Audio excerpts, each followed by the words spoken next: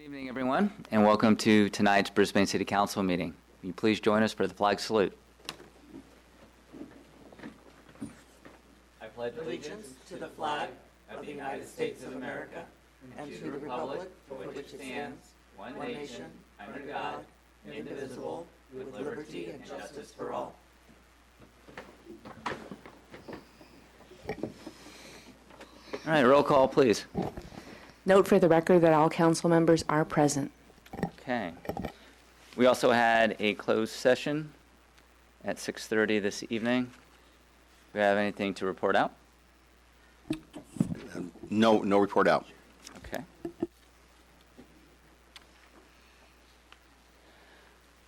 All right. So next up is oral communications. This is an opportunity for anyone who wants to talk about something that's not on tonight's agenda, and you can come and speak. Before we start, though, I did want to say a few words about public communication with the council. At our last meeting, we had a few fireworks, and I just want people to feel that they can come before the council and say whatever they want. That they will feel that the process is fair, and that what they have to say is very important. At our last meeting, I reviewed the video, and it's important to me that the process of public engagement is solid in our community, and so. In watching the video, I realized that when people come to the podium and the red light goes on after 5 minutes, it wasn't 5 minutes. It was actually 3 minutes. And so we have a process and a policy amongst the council that our public gets an opportunity to speak for 5 minutes. And so when you come to the podium, the green light goes on. And at 4.5 minutes, the yellow light is supposed to go on, but that didn't happen. And then at 5 minutes, the red light's supposed to go on, but it was actually 3 minutes. So I want to apologize to all the folks who came at the last meeting and might have felt rushed, giving their feedback to the council. Probably some of you were practicing at home, making sure that it's within the 5 minutes, and then you come to the council meeting, and then the red light's on, and it's like, hey, why am I being rushed? And we don't want that to happen when you're talking with the council. So why do we have the 5 minute limit? Well, last year we had many meetings that ran very, very late. Some well past 11 o'clock. I think we might have even had some that went into the next day. So it's and that's not a way to run a meeting. Not only are we not at our best in the wee hours of the night, but it also does a disservice to the public. Because, if you're coming to a meeting, you want the things that are important to you to be heard in a timely manner.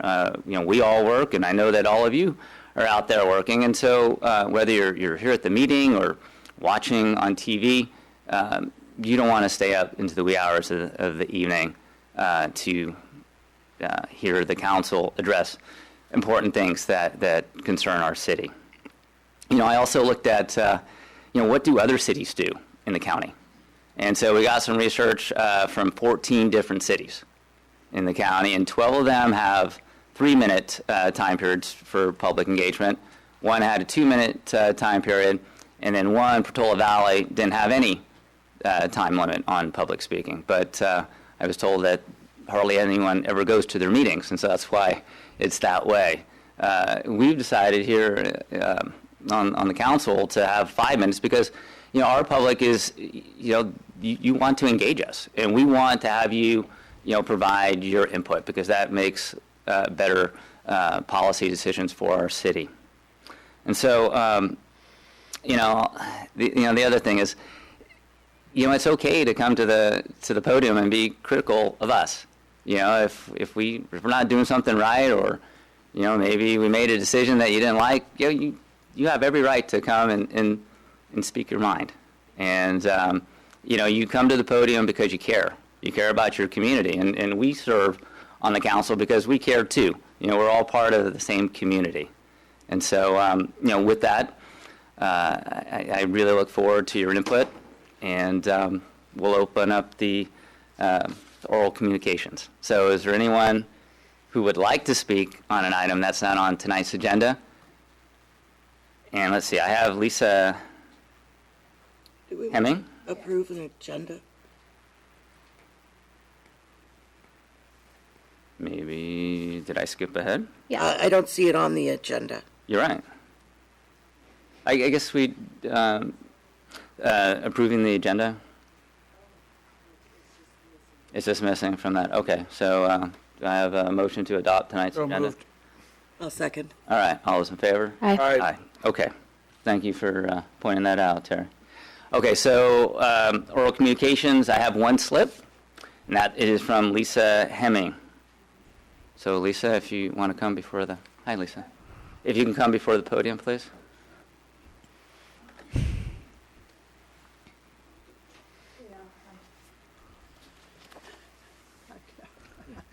My name is Lisa Hemming, and I've been a 50-year 5-0 resident of Brisbane. And Lisa, the people can't hear you if you, Oh. there we go. about a week ago, my daughter and I had lunch in the playground by the new park, the park. And while we were eating there, 3 different parties came to let the dogs do their business on the grass. They just let the dog out, do the business. They picked it up, of course, and walked away. One lady's dog had a loose bladder, so she had to pedal 10 times everywhere on the grass, where kids play ball and people have picnics and put out their blankets. And so, and then another couple came with a big dog, not on a leash or anything, just did his business on the grass. And then I confronted one person and I said, you have a dog park. Oh, that's only for the dogs to play. I said, oh, and this is for the toilet, to be a dog toilet there? So then she got obnoxious and I got obnoxious. And anyhow, I couldn't confront the other one with the 10 with the loose bladder. But anyhow, that's so. I wonder if anything can be done about that, or keep the dogs off the nice lawn. Yeah. There's a marina if people want to walk their dog, or the dog park. Yeah. All right. Yeah. All right. Thank you, Lisa. Think about it. To address that? Yeah, so Clay, what's the policy for dogs at the community park and other parks in Brisbane? I think Stuart was just telling me that it's posted for no dogs, but if anybody's got a concern about like that, I mean, the best thing to do is, frankly, to call the police department, and one of the officers can come out there and address it. Yeah. Yeah, I mean, but somebody needs to know at the time it's happening. Yeah, it's not. No dogs No, allowed in no. our park at all? Not even on leash? I'd have to go, I mean, I don't remember exactly what we have. I know I it's don't think so. posted, we've got signs posted around the park. As there are signs at the park, and I know there's a sign that specifically says, and I don't remember what it says, but it says something about, I'm thinking it's like no dogs, and the dog park is across from City Hall. Well, And there is at least one of those signs, if not 2 of those signs. I was, There was a sign last year, so maybe somebody stole it. We'll check it out, okay? Okay. Didn't we used to have some patrols during the summer of a couple years back? I know that we had Yeah, we people did walking have, through the park. I can't remember what we called them, but we did have some people. We're not planning on doing that this summer because Got there it. just wasn't enough activity for them. Okay. But again, if something's happening at the park, no matter what it is, the police department is told in real time, they'll come out. Maybe we need some better signage. I do remember there being one, I think, kind of close to the bathrooms when you enter from that kind of area. But maybe we need to reevaluate. Staff can check it out and report Yeah. next meeting as All right. to what we have exactly, so. Okay, so next up is Colleen Mackin.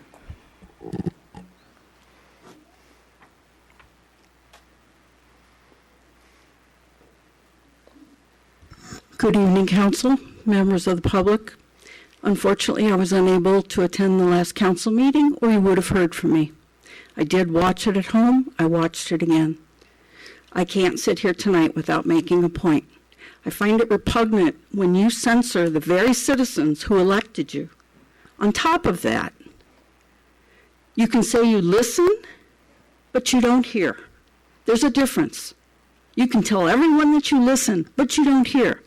Because one of the speakers that was censored, asked to sit down, was making a valid point that they have a right to make about laws and due process.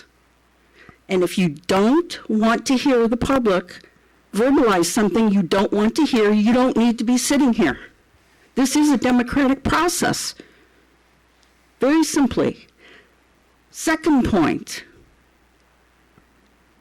as a matter of due course in Robert's Rules of Order, when you call for a vote, did you ever realize at home that when you say all in favor, okay, motion's carried, I have no idea who voted what way?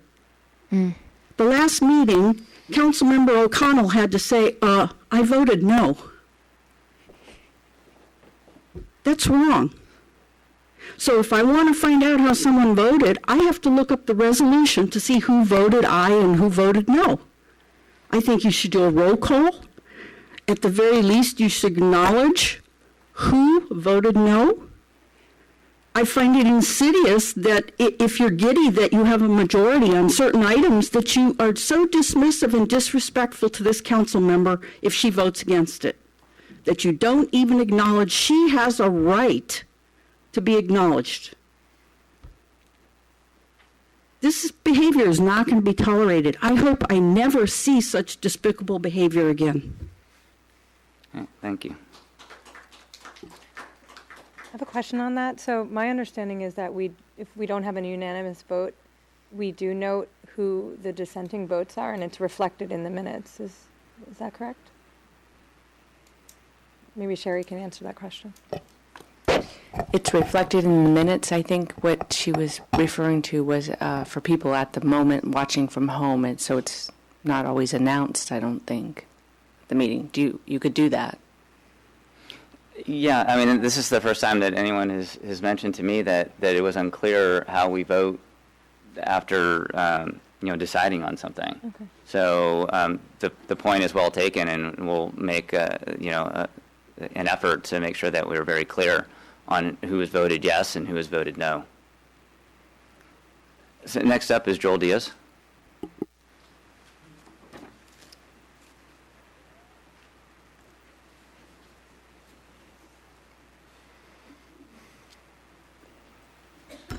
Good evening, council members. Joel Diaz. Yeah, so I regret that I have to get up here and speak about the matter again, but it is very, very important to me, and I really want to be treated fairly by the council. And it's a very small community here, and we don't want to disparage each other. I get that perhaps you didn't understand the 5-minute rule and how the lighting system worked or whatever, but I was also cut off a second time, very early, in a very dismissive way with a lot of banter. I even had to hire my attorney to write a letter to the mayor asking him not to call around people and slander me. I had more than one call from people saying the mayor called them personally, said some very disparaging comments about me with regard to that meeting and some of the assertions that I was making in my right to make statements. And we actually have some voice recordings, voicemails that were left by the mayor of Brisbane to local citizens about me, Joel Diaz. And it's highly inappropriate. Highly inappropriate. Totally unnecessary. Shameful. Disgraced. It's a disgrace for you, Cliff. And I need you to please stop and to treat us all fairly. You know, we elected you to do a job. We believed you when you campaigned and said you would represent our best interests. And we had a lot of hope in you, and we're not seeing that. I'm seeing a distraction with you running for county supervisor, Lori going to China, and there's a trade-off. You guys are giving up business that you should be doing here in town for the city, working on things for us. I wanted to bring up at the last meeting that the FPPC should get involved about these China trips, and that company is not a 501c3. I was trying to explain that, but I got cut off. The former mayor of Millbrae got up and said that wasn't correct. What I was saying also disparaged me, and it's just highly inappropriate, and I don't appreciate it. All right, thank you.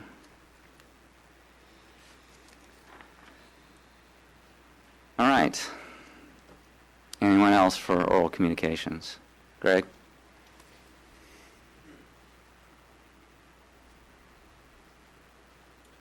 So I know we have a full agenda tonight, so I wasn't going to say anything, but with that segue. The last meeting did have quite a bit of fireworks, and I think that there were a lot of questions that came up among members of the community, and a lot of them I think were dismissed out of hand as, you know, not the issue, but related to some lies on Facebook or something like that. And I think that these questions are important for people, but even more important than the questions and the answers to these questions are the actions. Actions are more important than words. It's a little bit ambiguous about whether a company, well, it's not ambiguous whether a company is a 501c3. It may be ambiguous as to whether, how they're meeting that definition, but it's hard for us to define. They're either going to get that or not, and I believe they probably will. But, fortunately, there is a well-established process for governing bodies if we have incidences where there's question in the public about potential conflict of interest. If there's potential conflict of interest, then a member can recuse themselves from any decisions related to something that might have a potential conflict of interest. And if you recuse yourself, it's not any admission of wrongdoing, but it is the appropriate action to take if there's a question in the community. Because it's a question of upholding the public trust. Mm-hmm. And I mean that literally. You have to hold up the public trust, the trust of the public in you, as a higher standard than whether legal counsel says that all of the criteria were passed. So that's the point I wanted to make. Thank you. All right, thank you, Greg.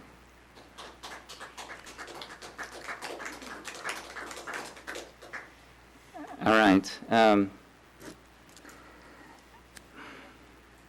I appreciate the comments that you've made. And, we will work very hard to make sure that everything that we do is transparent. And as the speaker had just mentioned, there is a process, and we work very hard to make sure that we dot all the I's and cross all the T's. And, sometimes, people will decide, the actions that we take maybe doesn't pass muster for them. But we work very hard to make sure that we have the community's trust and that we are working diligently to make sure that everything is above board and transparent as possible. Okay, so moving on to the consent calendar. I have a couple of items regarding waste services from South San Francisco Scavengers as well as Recology. I'd make a motion to approve consent calendar items A and B. Second. All right, all those in favor? Aye. Aye.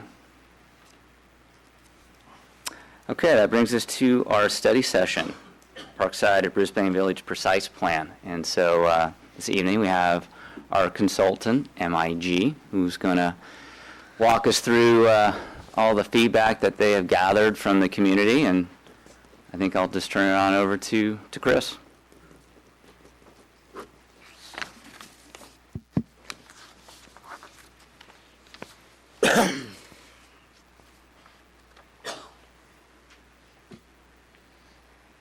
Good evening.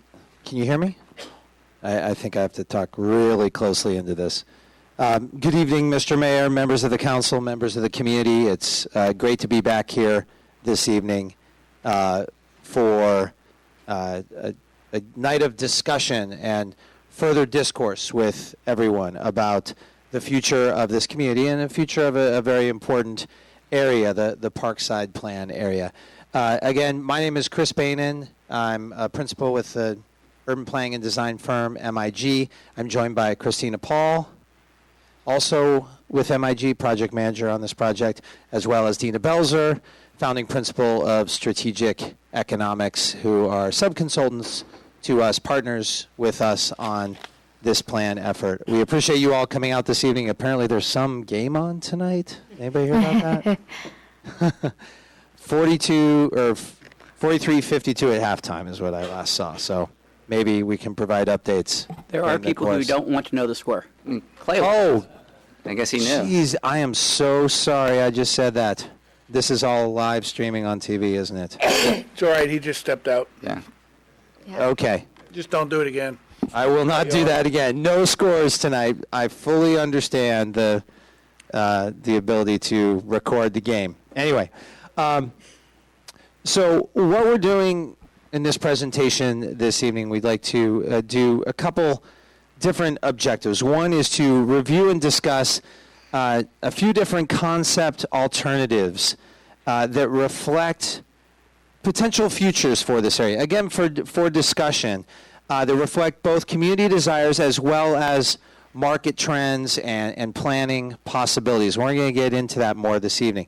The second, then, hopefully, is to discuss with the council, maybe from these three alternatives, to move to more of a preferred approach that we can continue to refine and study and analyze as we look at how we will shape the zoning, the planning, the design guidelines for the study area for the Parkside plan. So specifically, we're going to do a little bit of plan background just to bring everybody up to speed.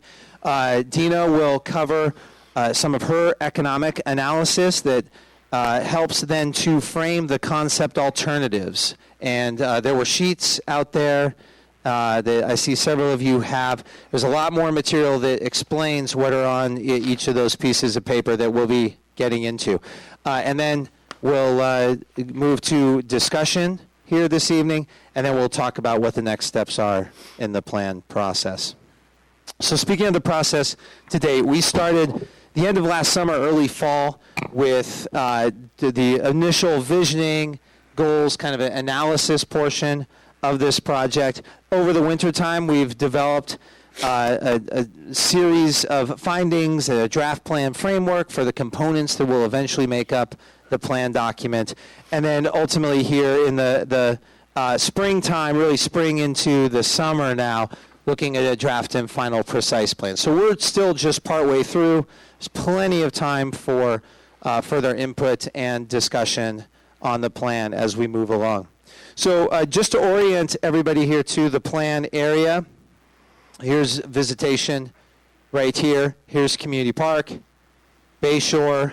We're right here at City Hall, and then the area here along Park Lane. So it's a little carved out piece of what we feel is a very important nexus of a lot of things coming together. The frontage along Bayshore, coming in from 101 or points further out, the kind of front piece or gateway into the core of the community here, and of course the Crocker Industrial Park. A lot of things are coming together here. It's a very interesting and sensitive area where a lot of things are coming together. So, as I mentioned, the planning process has been going on for a while and has included extensive community engagement in a number of different forums, whether it's online surveys, comment cards, emails we've been getting, individual meetings, focus groups, a pop-up workshop that we had out on the street here on Old County. Few pictures from that here. A lot of good feedback and input obtained along the way. And through that, a series of goals have been created at the highest level for the project. And I'll just go through these quickly. The first of which is very important, a refrain we've heard over and over again. Whatever we do here, we need to make sure we're preserving Brisbane's small town feel. People hold very closely that sense of place and character. Community health is very important also. We want to promote a holistic way of thinking of health for everybody in our community. Making sure we're building connections not just for autos to pass through this area, but a variety of ways for folks to bike and walk and get easily and safely to Community Park or up toward Quarry Road. It's a very important nexus and center point for mobility in the community. Vibrancy, a sense of, whatever happens here, we'd like it to have more going on with people on the street and a sense of activity as you come into the community. And that you'll see there are different ways that can manifest itself, and you'll see that here in the alternatives this evening. New residential development is very important. The impetus of this project are the regional housing needs allocation numbers and in the housing element. So we need to incorporate that into any planned zoning moving forward, and we'll talk more about that here this evening. And then people have also brought up sustainability. People talk to us at the workshops about the mountain and the habitat and this sense of almost mountain feel with community city vibe, and the sense that we need to have natural sustainability as well as foster patterns and uses and greening of the environment, both in how we act, how we're driving, what we're doing, as well as in the built form of the environment. As I mentioned, another important component is healthy communities. I'm going to have Christina Paul speak on a few slides here, and then we'll go to Dina, and then we'll go into the alternatives themselves. Good evening, everybody. Oh, I really have to be really close. All right. You're not sick, are you? Good evening, council members. Everybody, thank you so much for all of for being here tonight and for all of your participation throughout this planning process. It's really been fantastic to work with everybody. And one of the pieces that we've been talking about at each of our meetings is healthy communities and how we can make that an integral part of our plan. And one of the ways that we've been doing that is by involving Jasneet Sharma from Healthy Communities, San Mateo, who's been fantastic and has come to all of our meetings, which is so great. And you have the advancer. I do. Right. And so there are 3 of the 10 sort of most prominent aspects of healthy communities that we're using from Healthy Communities San Mateo framework that are most relevant to this planning process. The first is housing. The statistic here is the people who live in healthy, affordable housing live longer, and one of the key aspects of this plan is ensuring that the housing that we are planning for is in fact affordable. The second point is that people with higher incomes live longer, and to further that goal, we are looking at, as Chris mentioned, increasing the vibrancy of the Parkside area and increasing economic opportunity in the area as well. Thirdly, neighborhood structure. If the neighborhood is structurally a healthy one, that will encourage people to move more, to be outside more, and that leads to a great many health benefits. So each of these aspects are incorporated into all of the alternatives that we're going to be talking about in a little bit after Dina gives us a background on economics. Good evening. Can you all hear me? Yeah? Good evening, council members. Okay, I'm notorious for... There we go.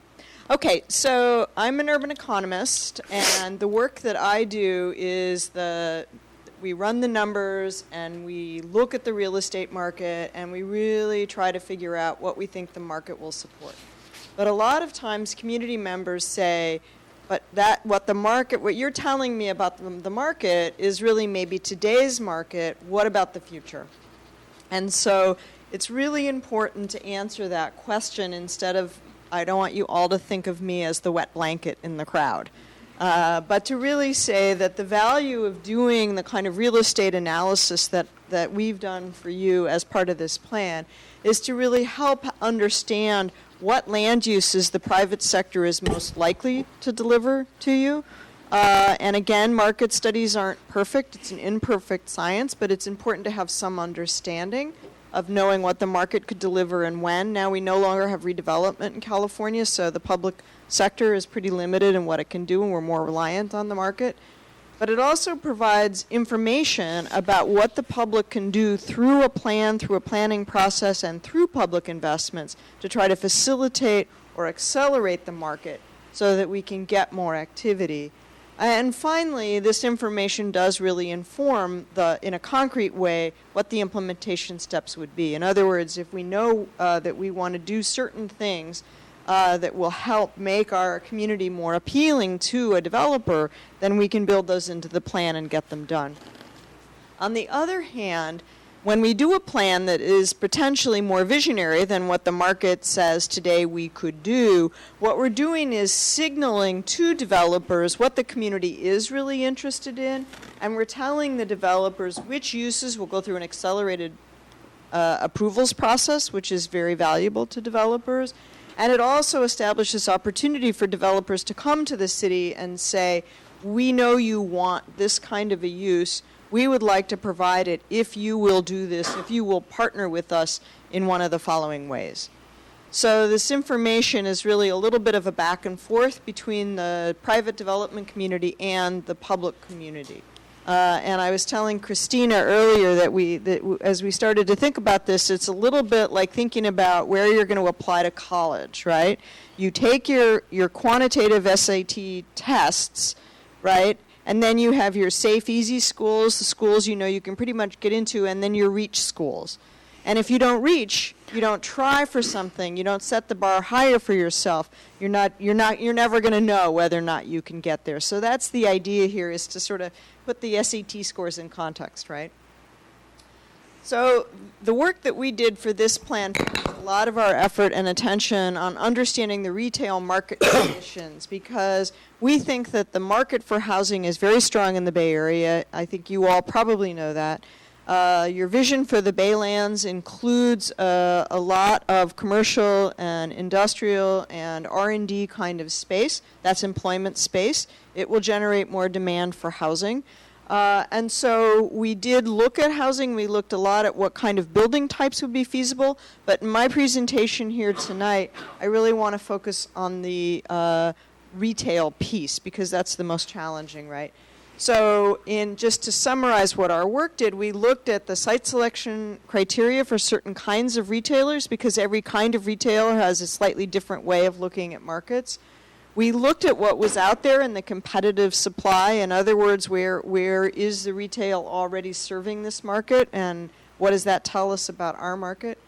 What are the demographic and household characteristics of Brisbane that would help to tell the story to retailers? And finally, again, we did look at feasibility for new housing at 26 dwelling units to the acre and above. But I'm not going to really talk about that too extensively tonight, because I don't want to take up a lot of your time. And we'll come back to the housing question when we talk about the alternatives. But I hope you all in this back corner can see these slides. Okay, good. So one of the key starting points for us was looking at what the site selection criteria are for different kinds of local serving activities. And this came out of the community workshops to hear directly from you what you'd like to see redeveloped here into mixed use or whatever kind of development you would like. And we understand that people were interested in a grocery store, so we looked at the general criteria of what grocery stores look for. And typically they're looking for about 12,000 residents nearby and about 50,000 square feet of space. That includes parking in some cases, and some grocery stores want to be 50,000 square feet, just the store itself, not counting parking. Pharmacies want to look at about 18,000 residents close by. And residents look for a restaurants look for a kind of vibe. And it depends on who they're trying to serve. And you've already got restaurants here. They're very local. We know we just ate dinner in one, and the guys in the restaurant knew all the guys there watching the basketball game. And then finally, there are obviously independent operators who are likely to understand the nuances of a local place better than the chain stores, which are function much more on a formula, right? Okay, so just looking at the retail competitive supply, again, here's Brisbane. This circle is what we call a 1 mile trade area. So that's the area where your local retailers are going to draw their primary customer base from. So you can see that Brisbane is here. Your 1 mile trade area touches some of the city, but then a lot of it goes up into the open space, to the bay, to the Baylands. Whereas all these other areas that have shopping centers are focused in areas that where they're serving bigger trade areas. And I'm going to back that up. And then the other thing that's happening, not only are you sort of banded by all these other retailers, but then there's a lot of additional retail that's coming online, which is in a 3-mile radius from Brisbane. So when we talk about local serving retail, we usually talk about between 1 and 3 miles is what the retailers are looking at, how many people. And so here are your SAT scores, right? So here's Brisbane. Your population is less than 5,000, right? So if we're saying 12,000 for a grocery store, you're not even halfway there. And you can see that we just picked a couple of these other areas, including one because we know you're interested in a Trader Joe's, or some people are. And you can see that these, all the 1-mile trade areas for these places are an order of magnitude higher.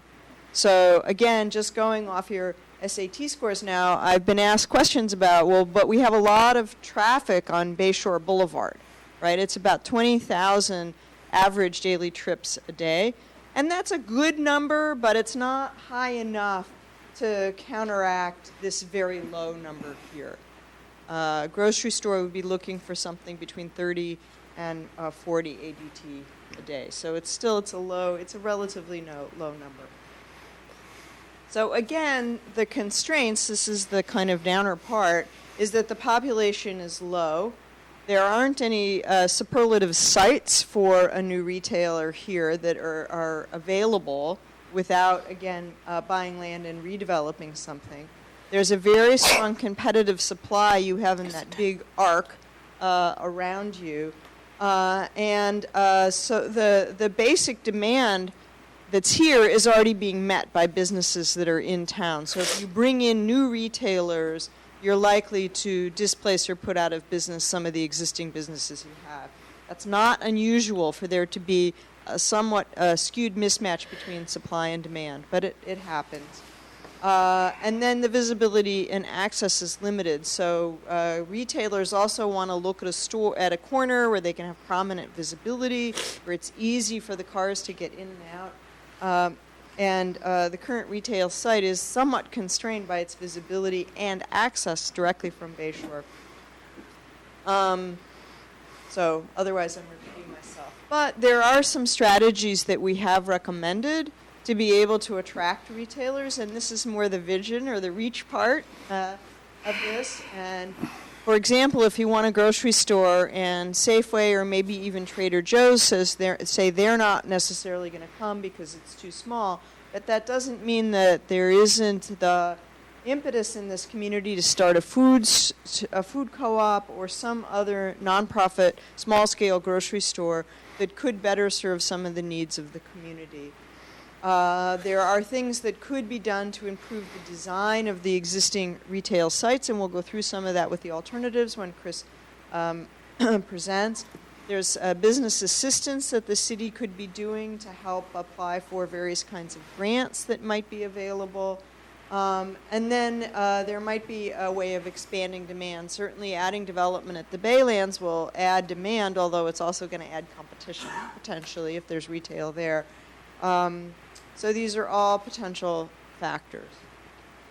In terms of the residential development, I think, well, I'll go through these quickly. Multifamily rental product is feasible.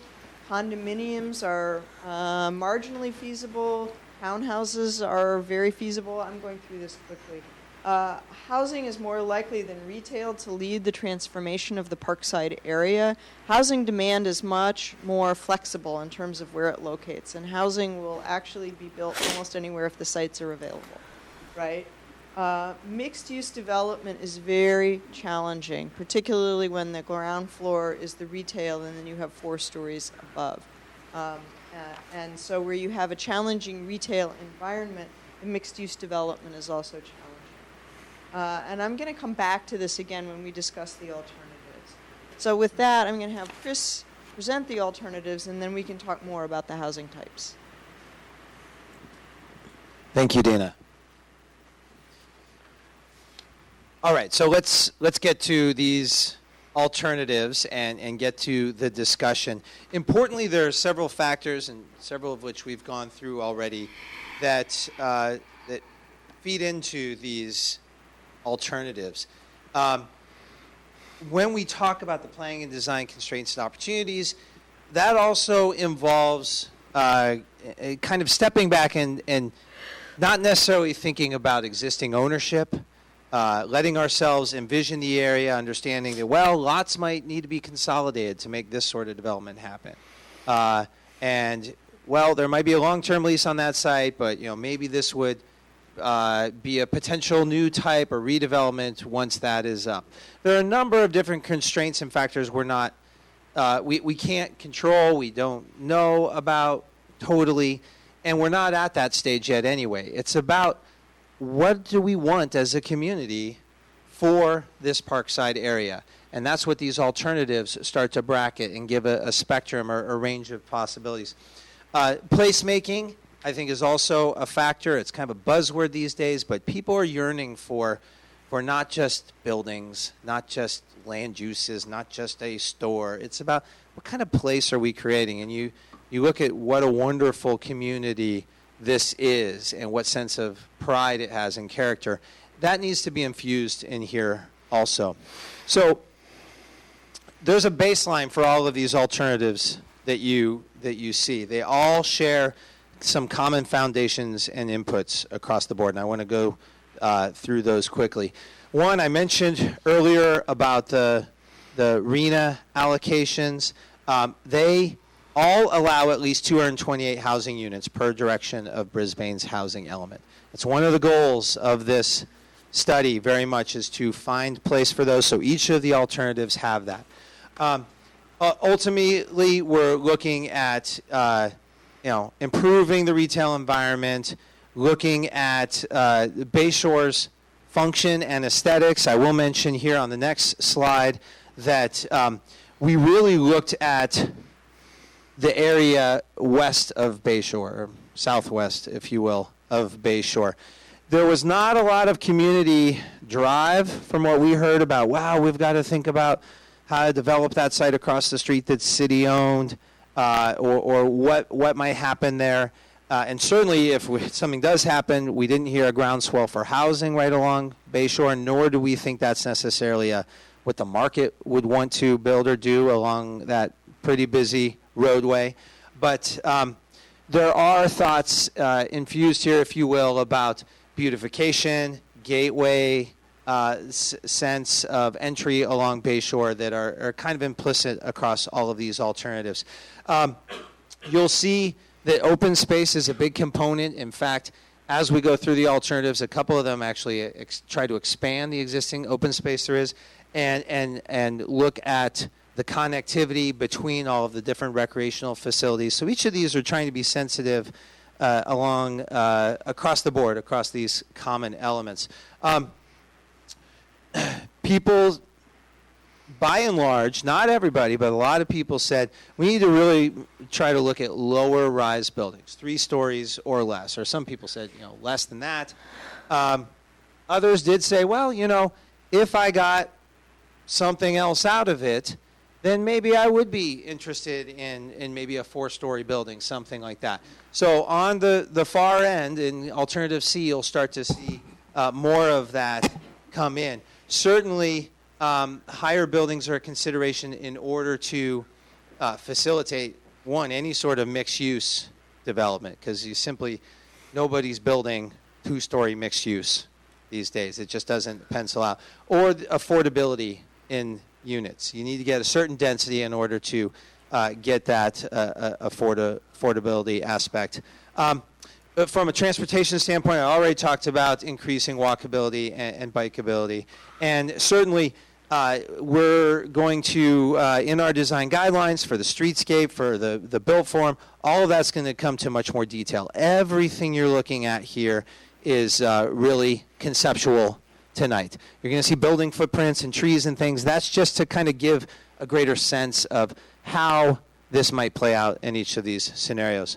One final thing before we get into the alternatives is And this is the existing environment, but we really did take a look at throughout the entire process and heard people say, well, we don't have sidewalks along certain portions, and it would be really great if we could connect better across from the community park, et cetera. So you'll see lots of connectivity kind of imbued into each of these alternatives as we move forward. All right, there's a lot in these. I'm going to try to be brief because I want to make sure we get to the discussion here this evening.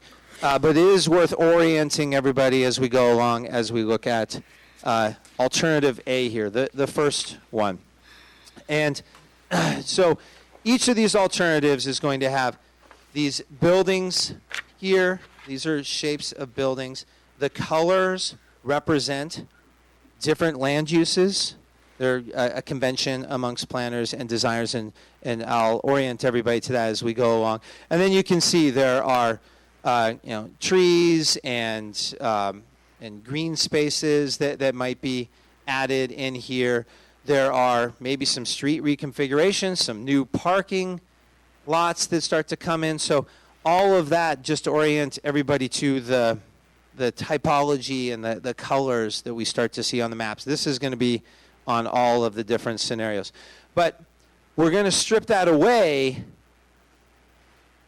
in and out so we can start to see, well, what are we really talking about here? What's the clay? What's the amount of housing or the amount of retail that we're talking about? So everybody can read it a little bit better. So we take this away in alternative A, and we start to look at how different uses might start to come into the site. Now, I know people have printouts, and this may be a little hard to read the smaller script here, but I'll just orient everybody as we go through.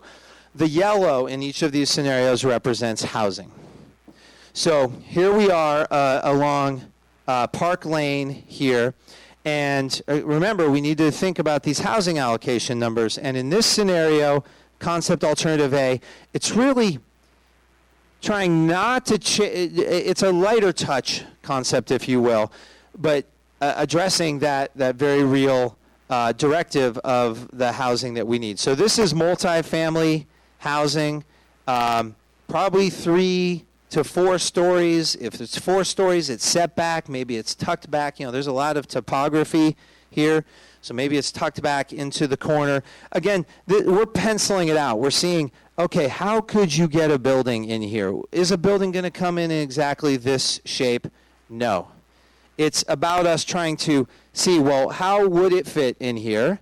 This is all sides so that you would have a hallway down the middle and units on each side and all that sort of thing. So it's real world. But then what sort of parking generation is required so that it can all be parked here and people aren't parking up in here? No, it's all going to be handled on site. So that's one scenario here where we put the housing up into the area along Park Lane, obviously redeveloping the existing kind of industrial and tilt-up structures along there.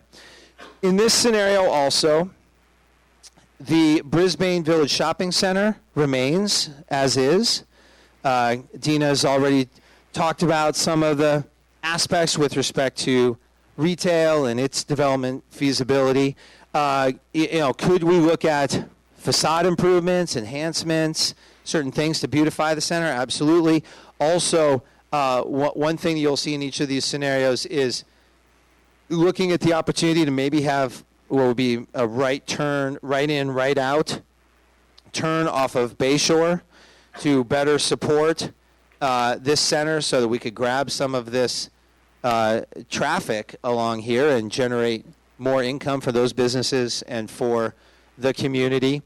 And then in here, pardon me, this bluish purple represents an idea of, okay, well, maybe there's something that could be an incubator hub. Maybe there could be small-scale office, something that could transform the environment and maybe be a little more welcoming, where you would have the community park here and maybe there's a new crosswalk right across at this bend. We talked to our transportation consultants and we said, hey, if we want to get people across here and activating the park and vice versa, and maybe expand this space here and have a semi-public, private, open space along here. Maybe can we do a crosswalk or several crosswalks across the street so that we can create better connectivity also to Brisbane Village Shopping Center? And we've looked at it and we think that can be very safely done. And so as we start to go through, you can start to see, and this is how the pattern will be as we go through. Not this exact architecture, it's just the idea of multifamily housing that would go into this area along Park Lane. And then we think about this incubator hub campus. It's probably along the line of 2 stories. You can do that if it's not mixed use. There's certainly a locational dynamic, as we know, all of the different economic energy that's been happening in San Francisco and along the peninsula and Silicon Valley and proximity to the airport. Dina has told us, we could maybe start to see, depending on what the product was, some sort of thing like this.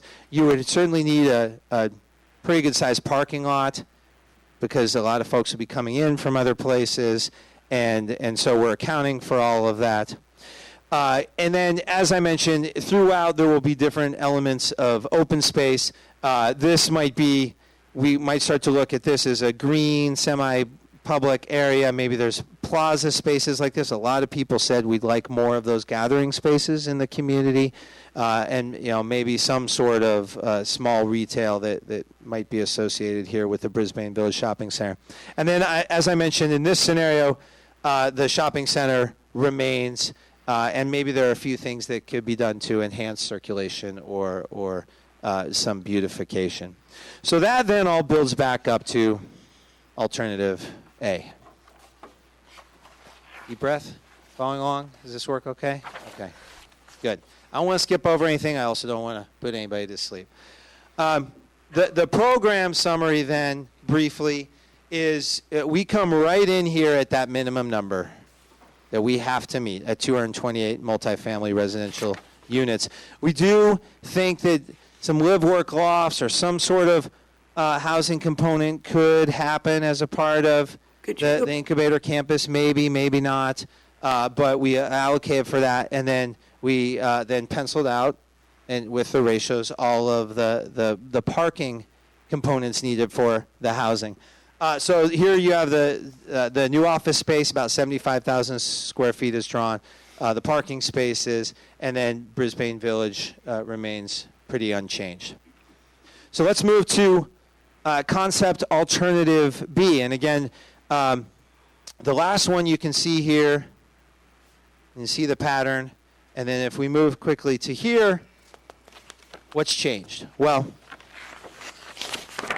at the highest level here, we have the housing needs met through not only this multifamily housing, but in also townhome form, which is a feasible product. Not probably a feasible, affordable housing product, but a feasible product type that developers would come in and build. And then this is also contingent upon or has a component of, hey, people said, we could use more, we would like more retail in the community. Well, maybe there are some issues with that, but we wanted to take a look. What would that start to look like if we could somehow attract maybe an anchor grocery and then redevelop or rethink not only the Brisbane Village site, but then I believe it's called 125 Valley, the area right next to the site just across the way over there. Now, is this exactly how it would be developed if this could feasibly come about? Probably not. Commercial development might want a lot more parking right along the bay shore in order to have people understand they could get right in. But this is just a take on that.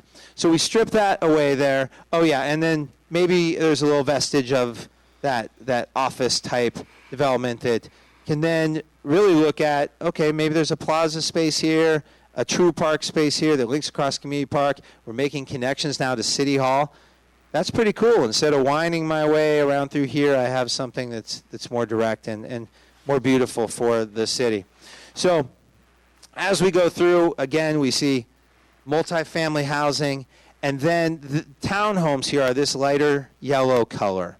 And they can be in a variety of different configurations, but typically what you would have is townhomes facing out here. There would be a nice sidewalk or green connection along here. More eyes on the park. That's a lot of open space thinking these days and healthy communities thinking these days, where we want to have eyes on spaces so that people feel comfortable there at all hours and times. And so then you would, it's called an alley load, where you would drive in and maybe you would tuck under parking here. Then you look out. These people would look out onto the center here. Maybe these would be live-work units that would relate more to some sort of commercial enterprise at the shopping center. And then this really might be more of a true publicly expanded community park here and make this full connection to City Hall. Again, the idea of a low-scale office building. And then maybe something like this. Again, Trader Joe's or whom we don't know. Maybe it is a food co-op. I mean, that is probably more market feasible given all of the relationships that Dina talked about. But that would be kind of this anchor of the new hub there. So you see it all come back together. And here we have 186 multifamily residential units and 49 townhome units, getting us to that RENA number. And having a differentiation now, a couple different types of housing. And then the commercial space, we come to about 100,000 square feet. Again, the center right now is 60,000. Oh, it's 30,000. 30 of retail. Okay, we'll recheck that out. Anyway, it's an expanded amount of office and retail space there in that scenario. All right, finally, concept alternative C. And maybe there are ideas you love in one and hate in another, or love in a couple, and hey, could we combine those? That's what the discussion here, members of the council and community, that's why we're here tonight. We're not locked into anything. But we wanted to take maybe an even further approach to this vision, because we did hear some people say, you know what? What if we think a little more grand and not try to move things around in a small way, but think of a more substantial development? So what this represents is, again, that housing and even more housing along here. And then this is what we might call like a mixed-use Main Street. You can't do a mix of uses with 2 stories, with cool shops on the bottom and 1 story of housing above. It doesn't work. Nobody designs that or builds that these days. So this is rather intense. Has anybody been to Bay Street in Emeryville? Okay, that's not exactly what we're talking about here. That's kind of the mega version of this. This would be a micro Bay Street or a micro Santana Row, certainly smaller, but it has some of the same components of retail along the bottom and then likely housing up above. And in order to make that happen, you need to have a lot of parking. Try to grab these people off of Bayshore.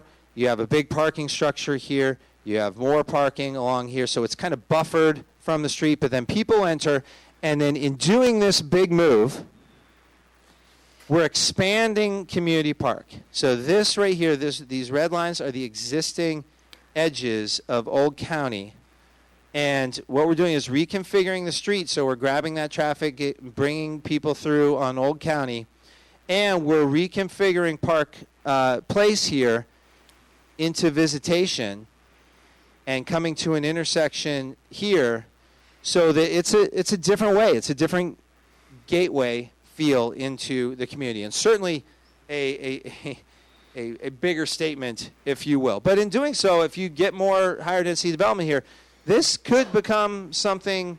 If the whole thing was feasible, you could make a big park expansion and relate the uses there. So we strip this away, and we again have the housing here. I think this one involves the current post office site, where you would maybe there would be a chance to have small scale mixed use where you'd have mostly residential, and maybe you can get a cafe or something on the corner to draw people down visitation to this other Main Street environment.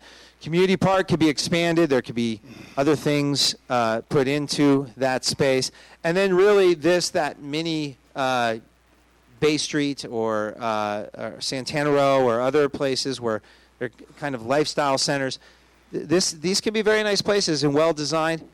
Is it the character of this community? That's for you all to discuss and think about.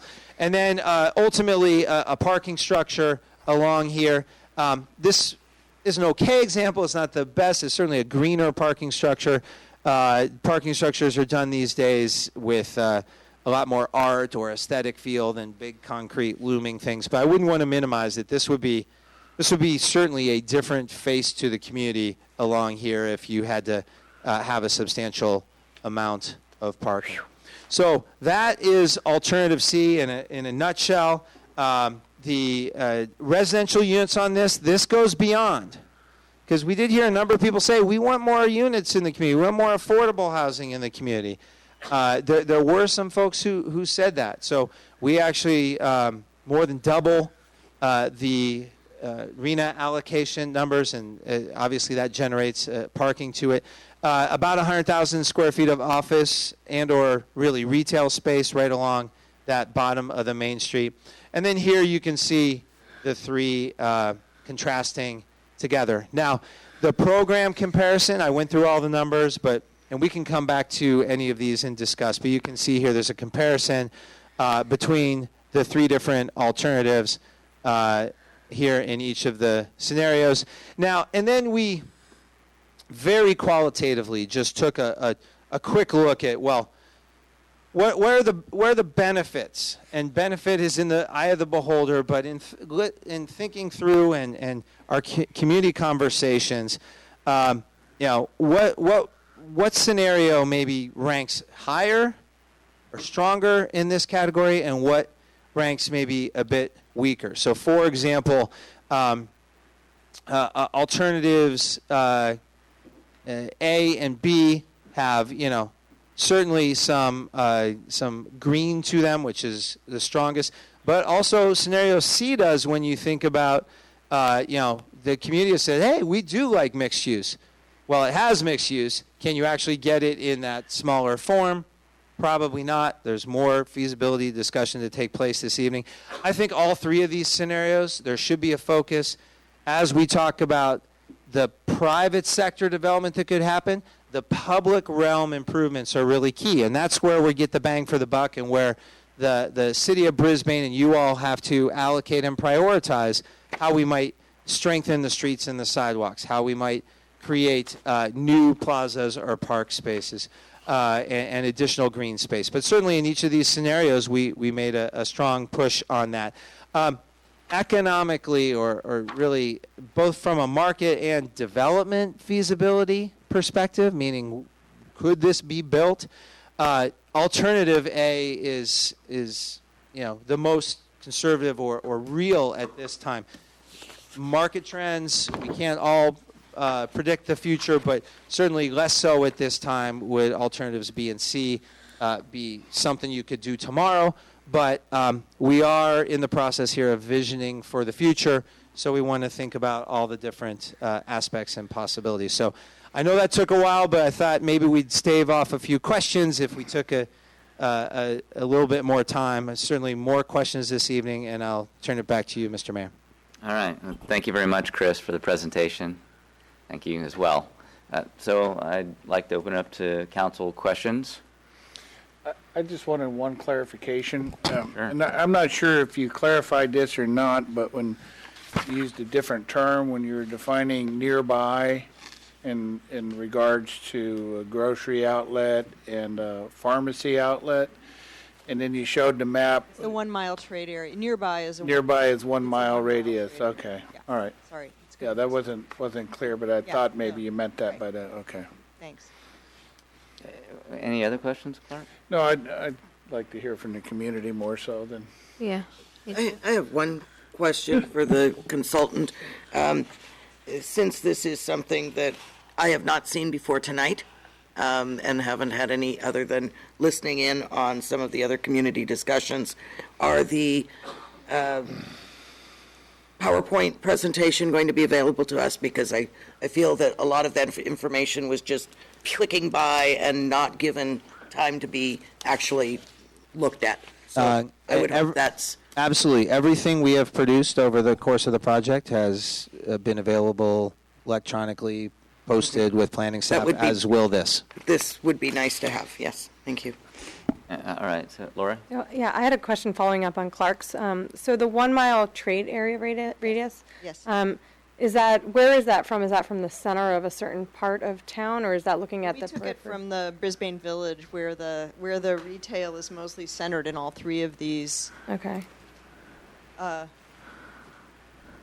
We took it basically from this point, because this is the prime retail location in town, because it is on Bayshore. It has the highest visibility, and the most people go past it. So that's what we used as our starting point. Okay, and I know you looked at the populations as they currently exist. Did you consider not just the residential population, but the daytime and population, because we have more employees that work here? Yes. But when a grocery store serves a residential population predominantly, and workers certainly come to buy lunch and dinner and so forth, but they're not considered the prime customer base for a grocery store, and also they're not there 7 days a week, 24 or 14 hours a day or whatever. So employment is a little bit like frosting on the cake. But if you notice where grocery stores are located, they're mostly located near where people live, not in business parks. Okay. So the businesses count, but they are more sort of like what would be on top of the base rather than part of the base. Okay, great. And then you had said that if there was an increase in residential units, that could impact the demand for these types of services. Right. So did you look at the projected numbers for each concept plan when looking at the demand? Summarizes the programs for the three. You can see that even in Alternative C, which is the most aggressive in terms of the number of housing units, it adds about 700 housing units. So if you said, well, we would have an average of 2 people per household, which is probably aggressive for this kind of housing, it would still only give you 1,400. So it would take you from about 6,000 to about 7,000 households. So I would say that increase in housing would help you with the things like restaurants, cafes, maybe some local services, but it's not sufficient to really help you get to the grocery store number. And you mentioned the possibility of a co-op grocery store. So what are the numbers needed for that sort of it's hard to say on that, because the co-ops are sized by the membership and how many people would join. So that would be something that would be much smaller. Why is it something that has a lower threshold for population? It would have less merchandise. It would have fewer offerings, and co-ops tend to focus on either staples. I mean, they could be sort of a step up from a farmer's market, that has not corporate run. They're nonprofit. Okay. Not corporate run. Not corporate. So, run. Are there any examples of those? Rainbow. Like I know Rainbow Grocery. Rainbow is one, but Rainbow also is sitting in a huge trade area. Yeah. There's no parking available. Right, there's no parking, right. So, but there's Mandela Foods over in West Oakland. That's at the West Oakland BART station. Okay. There's an example, and it's a small community-run food store.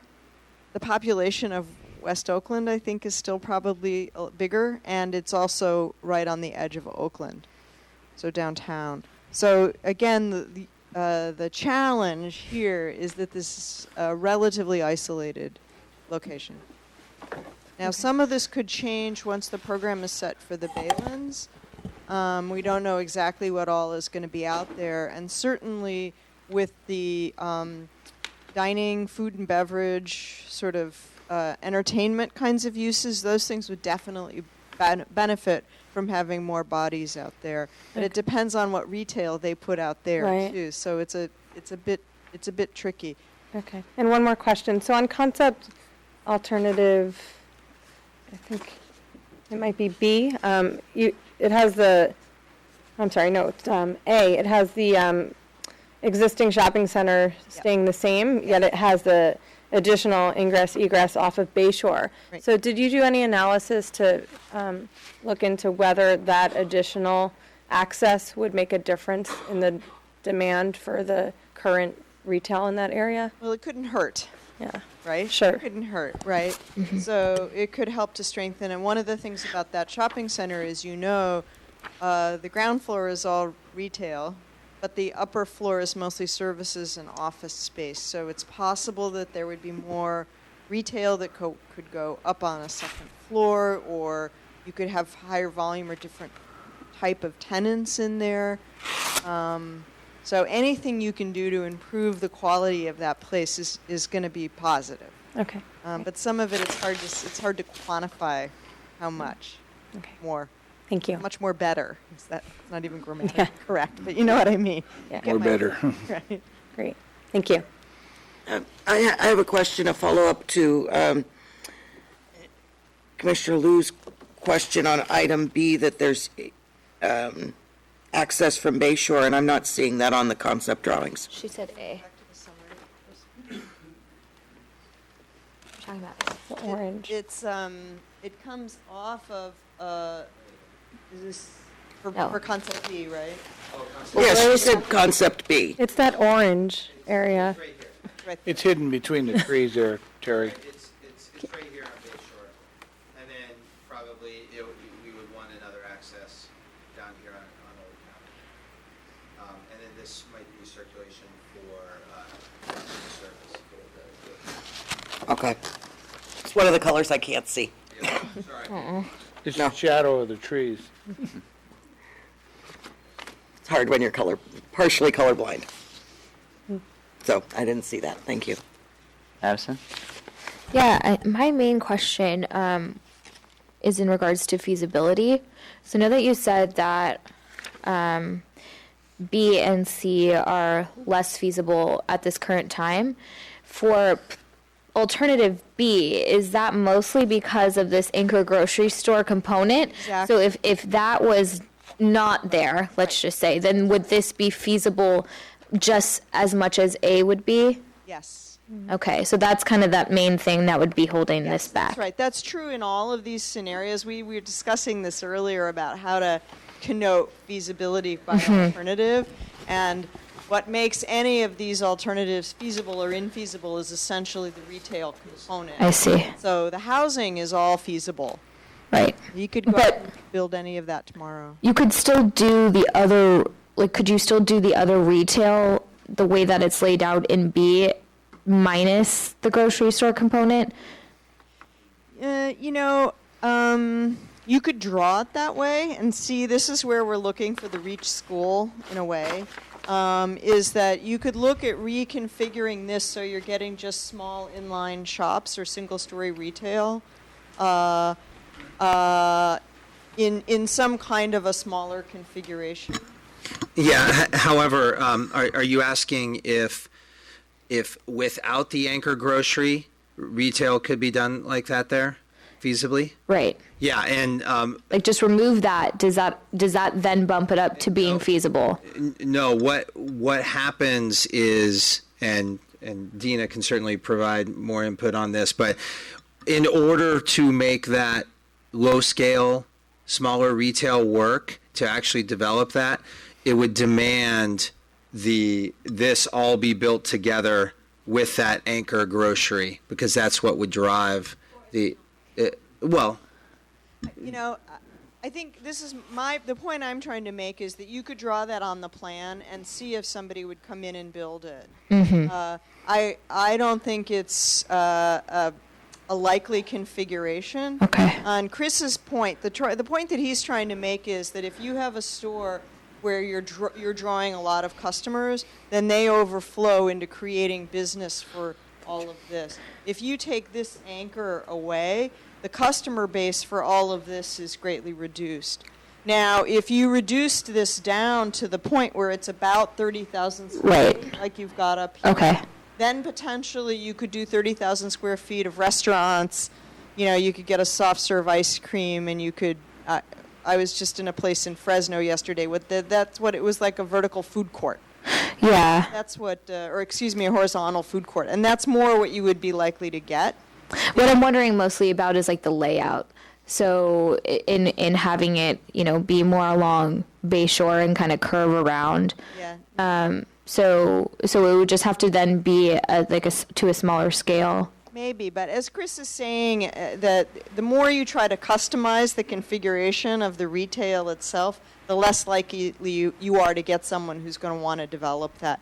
Now, the issue here is another issue to get in more deeply into feasibility is who owns what land, who would be motivated to develop, if they could get enough return developing housing on this site, then maybe they'd be willing to trade off the opportunity to do more housing with the need to add in some lower amount of retail. But an individual developer is not going to come in and do just the retail as you're describing. Does that make sense? Yeah, it does. If that would happen, and if you would add more housing in that area to then make that kind of retail layout make sense, would you then consider reducing housing kind of in those bigger multi-unit, multi-family units to have it still balance out to be like the same amount of housing overall, or would that stay constant? Or is that just kind of something that's like up for discussion? You would have to substitute the development value of this with something else. And again, the way you're going to motivate, see now, these are they're separate development parcels. Mm-hmm. And in order to motivate someone to negotiate with the teachers union for this one and buy this one out, and then the Brisbane Village people, they would need to know that they're going to get a substantial return. Of course. Their return is going to come from housing, not from that retail. That retail is going to be a throwaway for them, honestly, okay. Right? So if you cut back on the amount of housing and make the retail very idiosyncratic, as it were, then it's really not developable. I'm talking about reducing the housing. Well, because back here? Yeah, like making that, because theoretically, right, would it be probably different developers that would choose different parcels? In my mind, that's how I would think it. So if we would zone it that way, then is it possible to, if you're going to add housing over there, to take away a little bit of housing from those bigger structures? Well, you're getting into kind of a numbers game in a way there, but there's no relationship between these parcels and this whole area from a development perspective. They're owned differently. So these could be developed differently, and it wouldn't really affect the outcome of this. Right. I'm just trying to think of, we have a certain amount of units that we have to work with, right. and looking at what the community wants in terms of how much housing. Right. If we put housing in another area, the community may want it to still be conservative. That's what I'm trying to figure out, if you can take it away from somewhere else. From a RENA compliance perspective, that's fine. Okay. Those are all my questions. Tara, do you want to say something else? Yeah, I did. And so on the concept B, most of the housing is considered not affordable housing, correct? This yellow, the townhouse housing, would not be typically the kind of housing that would be built by a developer building affordable housing. So we wouldn't want to assume that it would be affordable housing. And well, should we define affordable housing? Yes. Should we talk about that? So there's the regulatory definition of affordable housing, which is housing that's affordable to households that are 80% of the area median income or lower. And then there's workforce housing, which could be less expensive than other housing, but it's not subsidized in any way. So that's affordable with a small a, is the housing that is less costly to the consumer than some of the other kind of housing types than you might have. And then there's housing that has a subsidy from the government and is targeted to certain income segments. That's affordable with a capital A. So when you're asking about affordable, are you asking with a capital A or a small a? Affordable. I think that to define that, you would need to define what the community wanted in affordable housing, and I think that they wanted it to not be market rate. They wanted it to be more affordable, and so that's what I was asking. And the reason I stated that is because when we got the presentation from the gentleman earlier, he said that the yellow ones would not be affordable units. Well, they would not be affordable to low to moderate income households, but if you were looking at the sales price, and I'll look in my report in a minute, but if you look at the sales price for a townhome like this, the price of it may be lower than the sales price for an existing home in Brisbane. I don't have all that information right in front of me. So this is, again, where you get into that definition of what's affordable. So it might seem more affordable to a first-time home buyer who's looking to buy a house, who wants to buy something that's in the $500,000-$600,000 range, but not in the $800,000 to $900,000 range. So that's what we're talking about with these townhouses here, with this yellow configuration. Now, these buildings back here that you would build as apartments, and the rents on those could potentially be lower and somewhat more affordable. But again, it depends on whether or not you're going to have a subsidy and some restrictions on the incomes of people who can live in those places. Because people can build these apartment buildings other places, and they can be very high rent. So it just depends. So, but if you wanted to bring in subsidized affordable housing, so at 80% of the area median income or below, those are more likely to go into this building type than they're not going to build these. Because the affordable housing developers are trying to maximize the number of units they get in one building. Do you want to piggyback on that? Yeah, I had a question about that. So It's very complicated. is there a way through the precise plan to require a developer to set aside a certain number of units at below market rates? You can do that for condominium projects, but not for apartments, Not for rental. not for rentals. Mr. Mayor. Okay. So we don't get lost in the big picture that are being shown here. Could we have our community development director state at least what we're required to do for the zoning? So that, understanding that that's kind of what this is really all about, because we do have to do some zoning regardless of what the community chooses or anything like that, or what do they want and what they don't want. By state law, we got to do something. So that's correct. And if I could, through the mayor, again, another level of affordability, sort of a threshold, is for purposes of the planning and the RENA numbers and our obligation to the housing element. The density of 20 units to the acre becomes that basically a threshold of what the state considers affordable.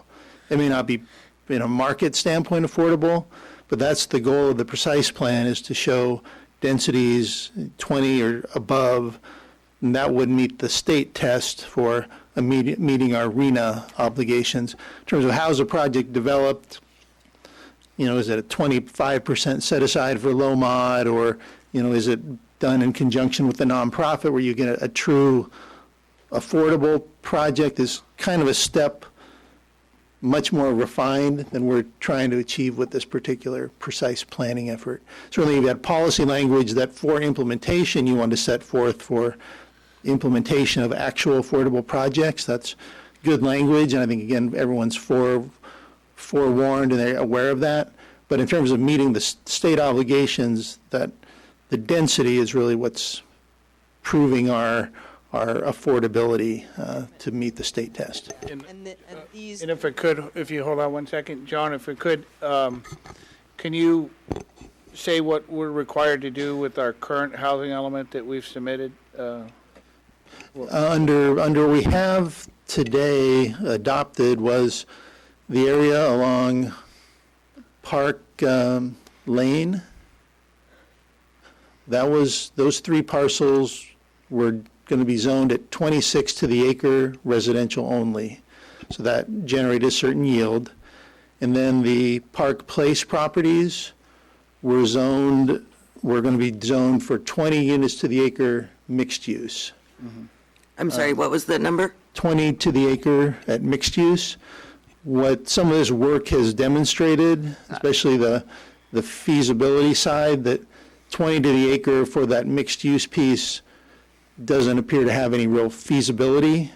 So that's why I think you look at A has sort of modified that redistributed that density. The idea brought up by Councilmember Davis about redistributing that density would be another way of achieving the yield as long as we met the 20 to the acre minimum across a larger area.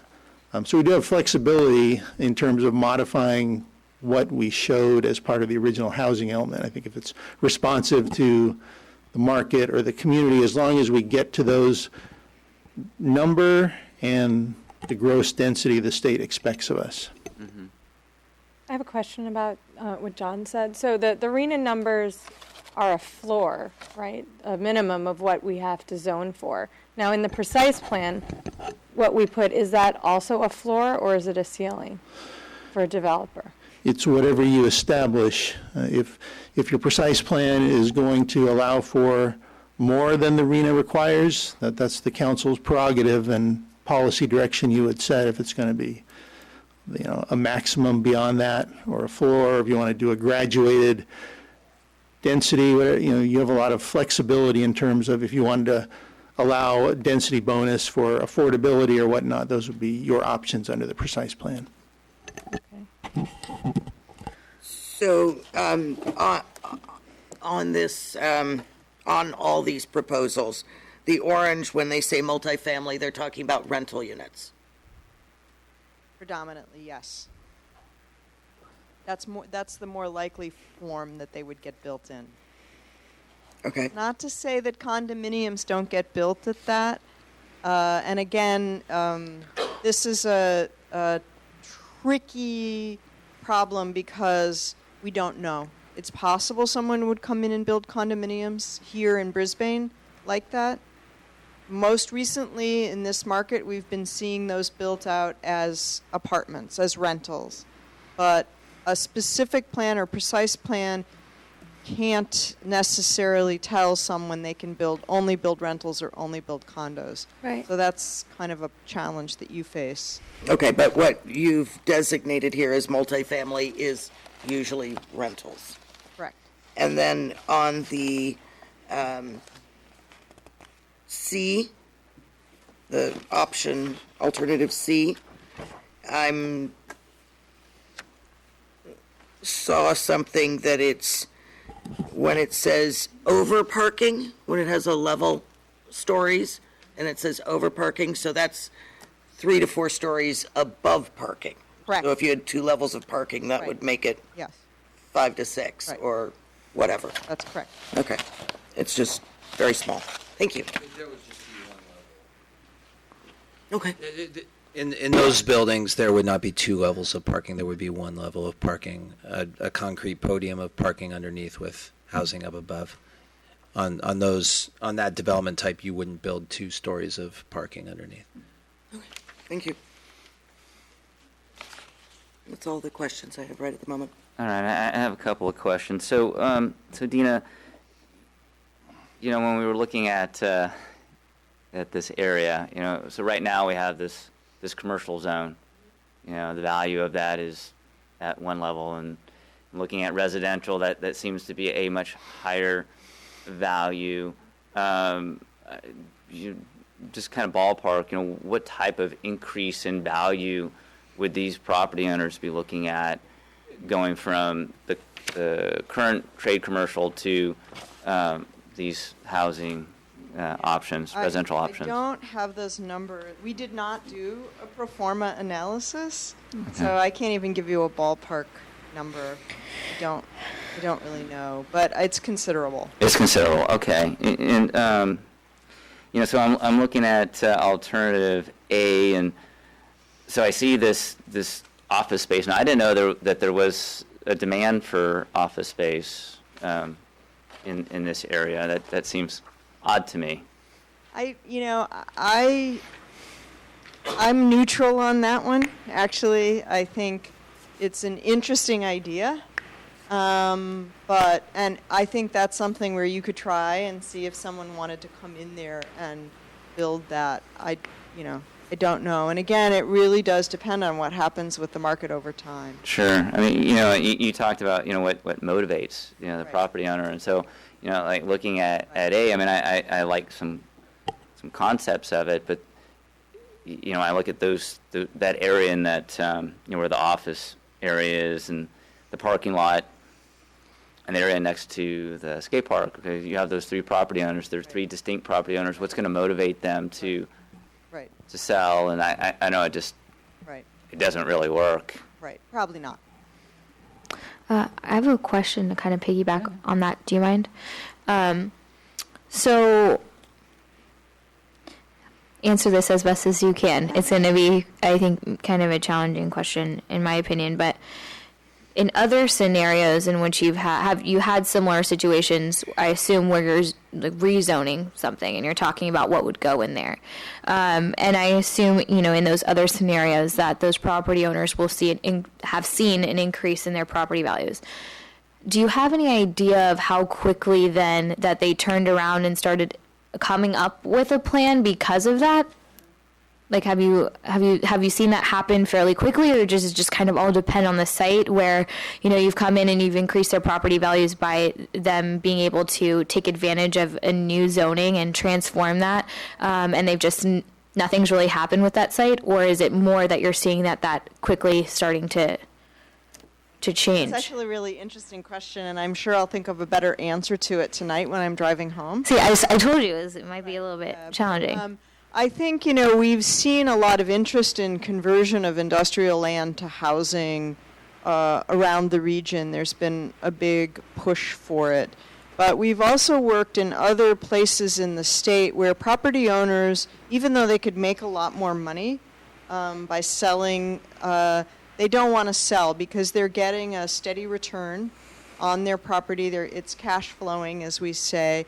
And because of the tax position that would be created if they did sell, they'd have to do they'd have to invest in what's called an exchange. So they'd have to invest their money in a similar property. To some property owners, it feels too speculative or too complicated or too whatever, and they don't want to go through those steps. So rather than go through all the tax and estate planning that you might need to go through, they'd prefer to just keep as is and collect their cash flow. Now, that doesn't happen all the time. The other thing that we've seen in some of these kinds of industrial buildings is that we've seen people reuse the buildings for higher uses. They've turned them into various kinds of, and you've got some of this already here a little bit, but they're doing small craft manufacturing and have sales rooms in place. They're doing other kinds of, they're creating these into kinds of office spaces. So there's sort of a middle ground. There's the redevelopment at one end, there's the keep it as is at the other end, and then in between there are all kinds of things as well. Yeah. Oftentimes in these situations, you have the regulatory framework to start it off. It takes a pioneer to kind of say, hey, I have a vision, I'm going to come to the table, I'm maybe a little less conservative or whatever in my business approach. It takes some catalyst oftentimes. It also takes a very strong sense of, I'm going to be supported by the city, I'm not going to have to go through a bunch of hoops.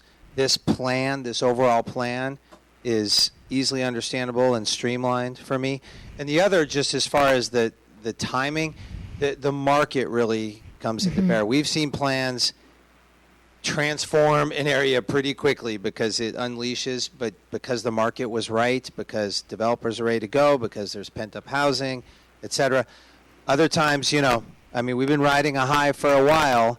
There will be some ebbs and flows, and so that also comes into play on whether a plan or how a plan truly gets implemented or sparks that private sector development. Thank you for answering that. I think that's really important, not just for us to have an understanding of, but the community too. I know when I was canvassing, going door to door when I was running for, this spot and to get elected, many people in the community had a misunderstanding about what was actually happening here and what would be implemented. And I think a lot of people in the community think, because, this rezoning will happen, all of a sudden the plan's in motion, there's going to be an application, and all this development is going to hit us at once. And that could happen, all this land could get sold and somebody could come in and start redeveloping everything. But I think it's important to have an idea that this doesn't always really work out that way, and nothing may really happen for a very long time. It kind of depends on the market. I think that's the important thing to keep in mind is no private property owner is going to be forced to do anything as a result of the adoption of this plan. People often confuse zoning with a taking, that the government is going to somehow take your property or force you to sell your property, and the city does not have that authority. So there would be no taking here. That what the zoning change would do would be enable a private property owner to put a new use here, but only if they wanted to. Only if they want to. And only, as Chris says, if the market conditions are right. Yeah, what is being recommended is a zoning overlay. Right. So there's two zones, right? The current zone for the property owner, and then this new, potentially new zoning overlay that provides a different use option for them. Laura? I had a follow-up question to the office park question that Madison had. So I noticed that you have Hub Incubator Campus in Alternative A, and that kind of struck me a little because I just spent 10 days in China looking at some startup incubator campuses that are opening up in China, and we were traveling with a group from Silicon Valley called Plug and Play, which has an office in Sunnyvale.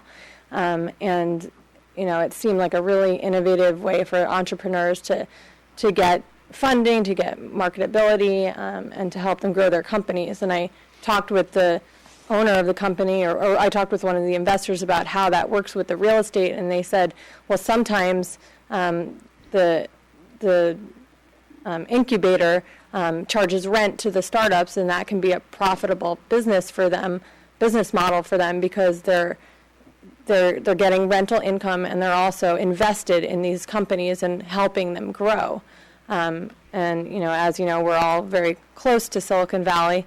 So I'm wondering what the market demand is for an incubator versus just general office spaces, especially since we're not in Silicon Valley, but we're near it. That's a great question. Unfortunately, we didn't study it. And I don't think it's worth making up an answer right now. I think that, I think that this is something that if you thought was an interesting idea, there are several different ways you could go. One is you could test it. You could say, well, let's bring in the plug and play people. Let's do some case studies. Let's look at what these incubators are. Often business incubators go into existing buildings. They don't even go into new construction. So that's a question we would want to answer. So if it were something you wanted to study in more detail, that could happen as part of the evaluation of these alternatives. Okay. But I think it's a very specialized use, and where you're creating a plan for the long term, sometimes it's hard to rely on a use that's hot today, but might not be hot 5 years from now. So I don't know. Is there any difference in the zoning for a startup incubator versus office space? No, you would zone it for some kind of office space. Okay. Right. I mean, it's just an office. It's just shared. That's right. You could, you could zone it for that. And then, again, this is how you test these things. You could test it. The other thing that I've seen other communities do is bring in focus groups of people who run these, or develop, or whatever product type you're interested in testing. That's another way to test it further. If you wanted that kind of market sort of assessment. Or you could just say, gee, this is really cool, and we think this is what Brisbane stands for, and we're going to put this in the plan. Okay. That's another alternative. Okay. So there are a lot of ways to approach this. And could a study also include what sort of benefits to the city would be received from that type of use as opposed to general office use? I don't know if there's any difference. I don't think there would be, to the city, there would probably not be that much difference because the main benefit to the city from an office project would be property tax. Right. And if the building is the same, more or less, if it's office or if it's an incubator, the city's going to get more or less the same benefit. Okay, great, thank you. Barry? When we look at concept C, with the road change and the actual access change, that would require some change if it's a city street.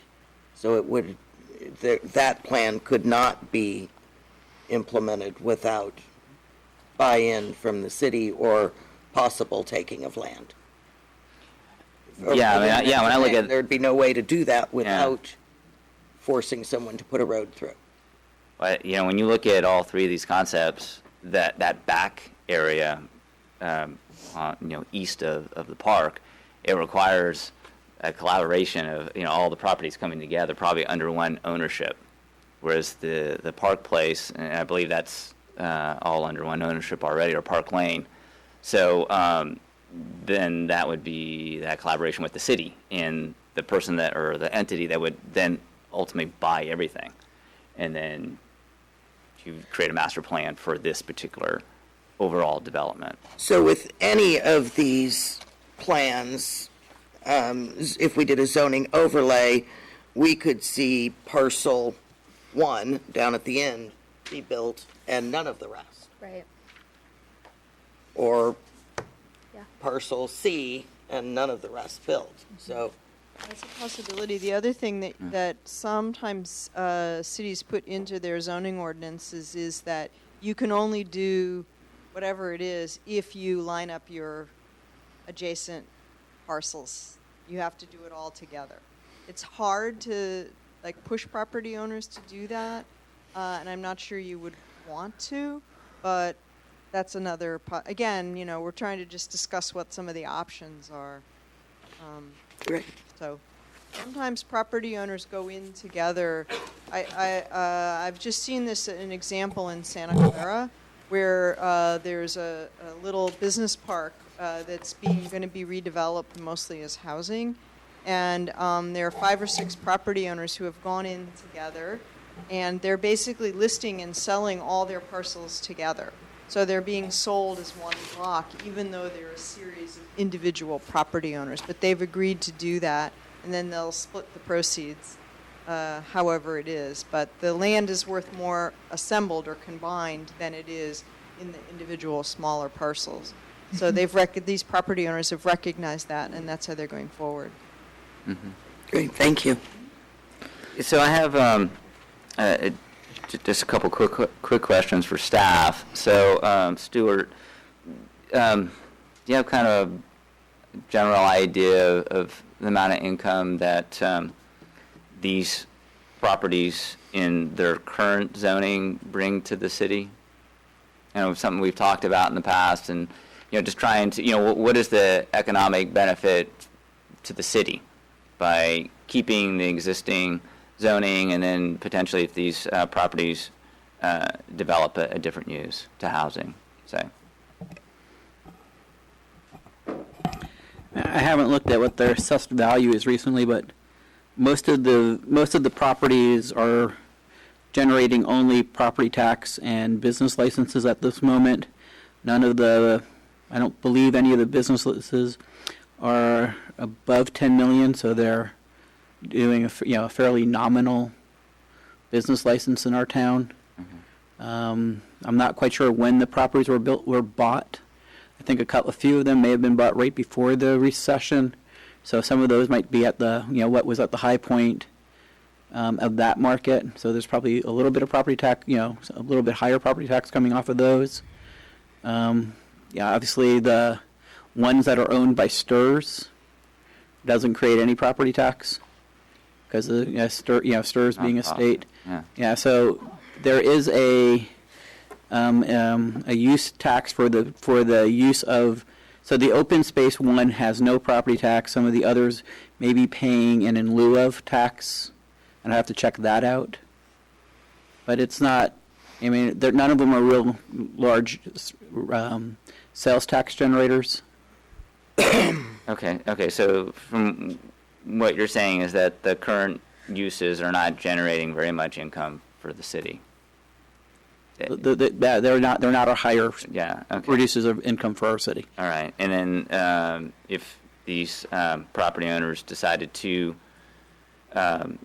do residential, would that be an increase for the city financially? And of course, there's services that would have to be put into the mix.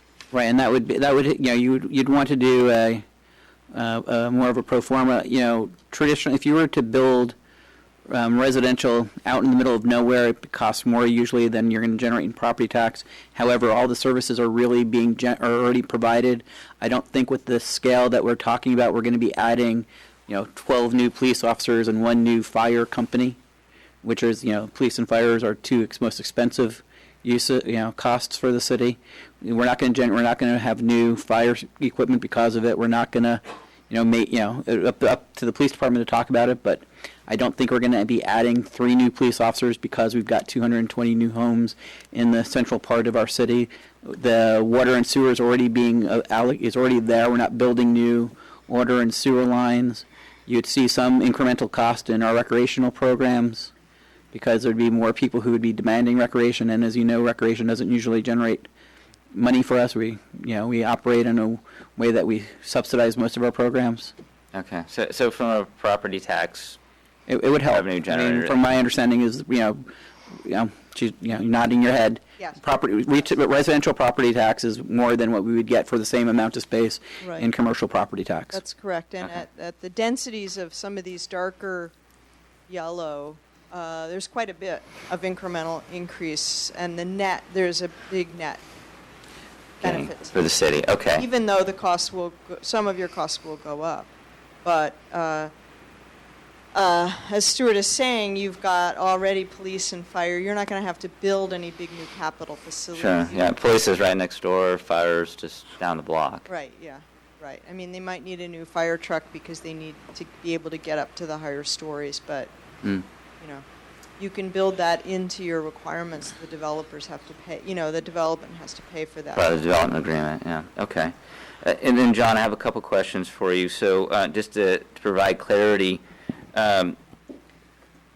so if we were to allow more houses than what is required from our arena requirement, does that put us in jeopardy of, with the state that now we're going to be on the hook for having to build these units? And if you could, just talk about the methodology that is used to assign cities their housing requirements. Yeah. Well, there are 2 things. One is to make sure it's very clear that the housing element doesn't put an obligation on the city or any of the property owners to actually construct anything. Our obligation is to zone for residential units. So there's no, if this plan got adopted with 228 units and no units were built by the end of the planning period of 2022, there's no penalty upon the city or anybody that those units weren't built. Our obligation is to plan for them. In terms of future arena cycles and the methodology that the region and the state will use, that tends to fluctuate. 2 cycles ago was based on jobs housing balance.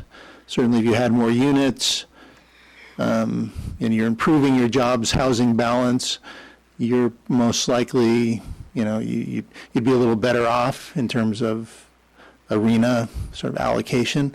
But the last cycle was based primarily on transit proximity and priority development areas.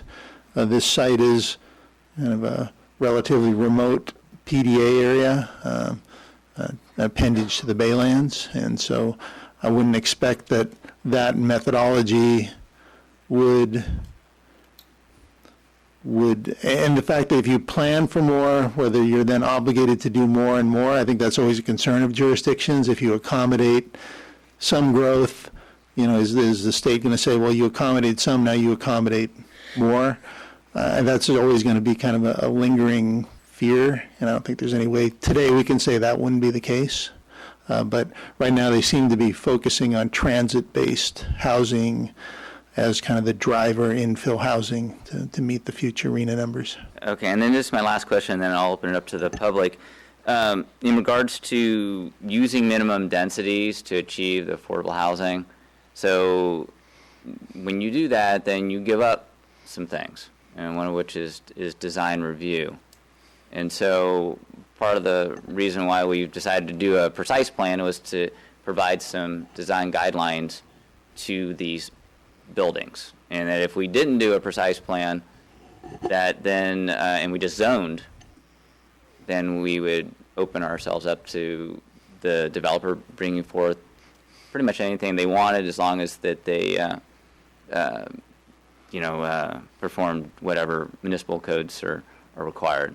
Is that correct? So we wouldn't have design review. You're correct in terms of for these zoning requirements the city's obligated to accommodate. You cannot impose a discretionary design review process that would ever reduce the yield from the base zoning. So the developer could build the building and have it look whatever way they wanted, and we wouldn't have a say because we've given up. If you didn't have performance standards, development standards adopted somewhere in your zoning code, whether they're by a precise plan or a form-based code or what have you, yes, you would be. If the developer could meet the zoning obligations, you'd be hard-pressed to deny it if they meet the basic zoning requirements. Okay. Mr. Mayor, if I could, just to give feedback, if that's one of the purposes of it, to me, graphic A is probably the most feasible right now from at least doing a zoning. The others to me are a little bit out there, and I don't think they'd be palatable either. This one here, you don't have to rearrange any streets or anything like that, but we could do the zoning and that would be that. Well, I think we have more of a process to go through. No, I know. But I hear what you're saying. I'm just saying, if you want feedback, I think that's the whole purpose of this meeting, right, is you want feedback, and we want feedback from the citizens. In light of the time, it's 9:22, we got a study session or a new business on the budget overview, and we got to hear from the citizens. So I suggest the council shut up and let the citizens talk. Absolutely. So I have one slip here from Carolyn Parker.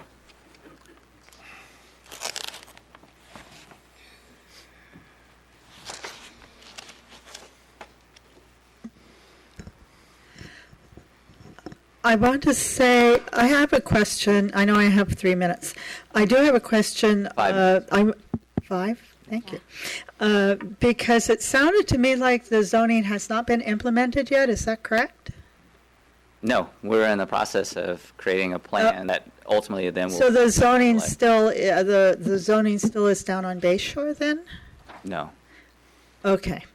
All right. So that was one question. But I do want to say, following up on design, that I'd like to see us as a Brisbane to take this design even further. Once we come up with the concept of if it's going to be A, B, C, or conglomeration of the three, we have an opportunity to present even more guidelines for design. And I would like to see us do that. We have an Art Deco area. We have the areas around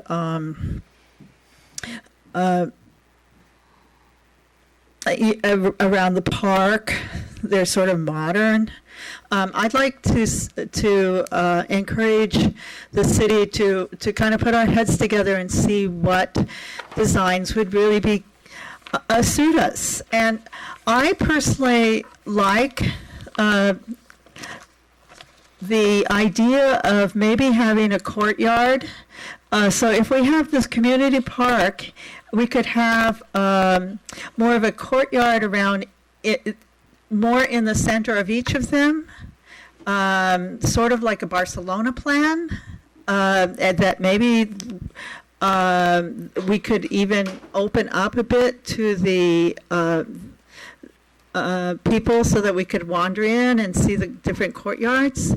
And if we did something like that, I think it would even, we could put it just would have more of a Brisbane feel. I think that these on Section A, I don't know if anybody has been to Barcelona, but basically in the center of each of the houses, which are kind of apartments, there's actually a courtyard area where people can set up, have little cafes, and something to give it a sense of community within a community, something that's going to be kind of Brisbane that has a good feeling. We have some, and I would actually even say that maybe perhaps we could think about putting some funds aside for some of the people who actually are architects within Brisbane to actually come up with some Brisbane ideas that we could present to whoever would be interested in developing. That way we have probably a lot more interest within the community to be able to accept the idea of this rather change in where we're having housing. And I think that would be just a great idea. I noticed that Joel Diaz came up with some ideas that he felt would fit into Brisbane to redevelop the 23 Club. They're fantastically accepted so far. People have liked the ideas. So that's another idea, is that we actually pay some of our people who are architects in the city to maybe come up with some plans. So that's all I have to say. Thank you. Thank you, Caroline. Thank you. All right. Next up is Joel Diaz.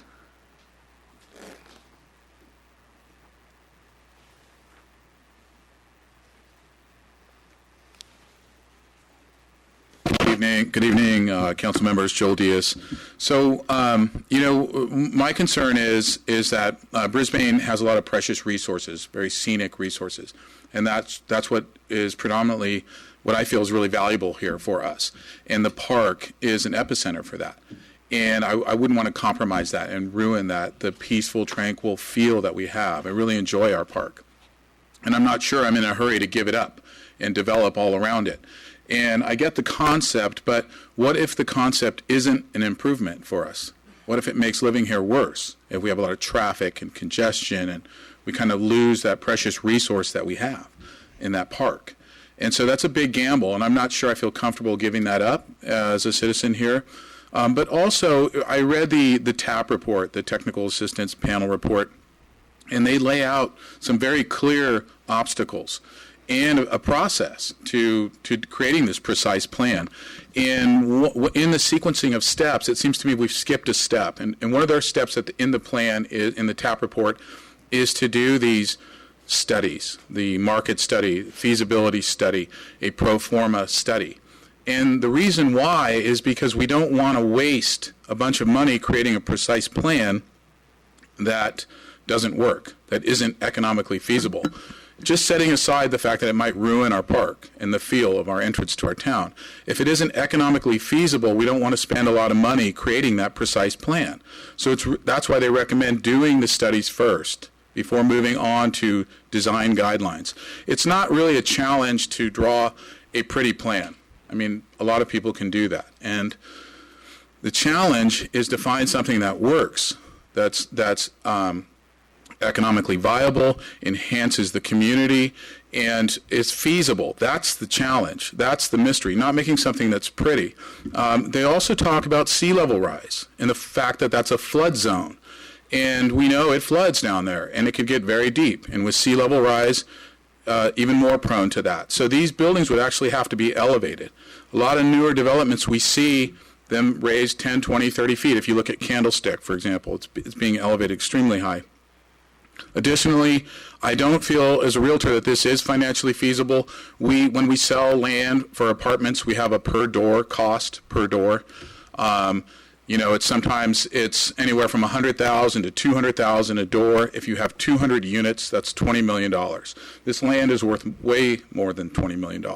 So I don't see where it's feasible. I don't see that part of it.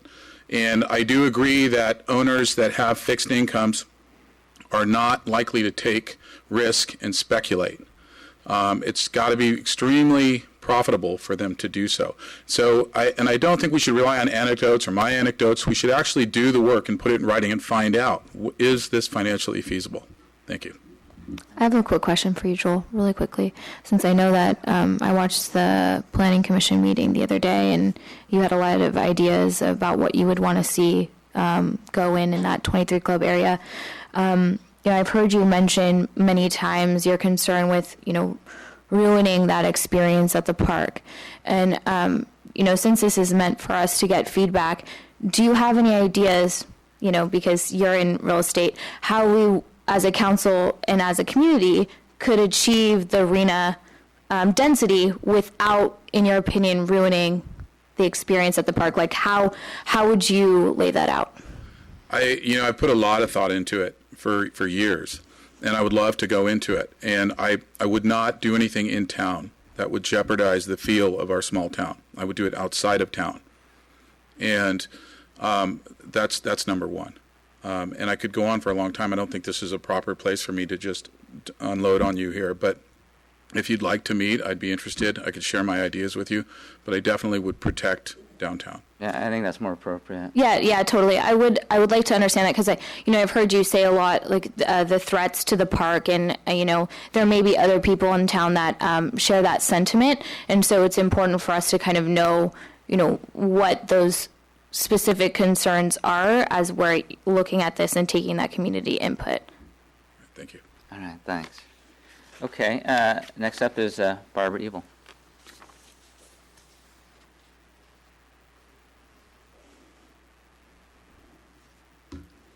I had a couple of questions. The consultant was mentioning the area southwest of Bayshore, and I was wondering what southwest of Bayshore?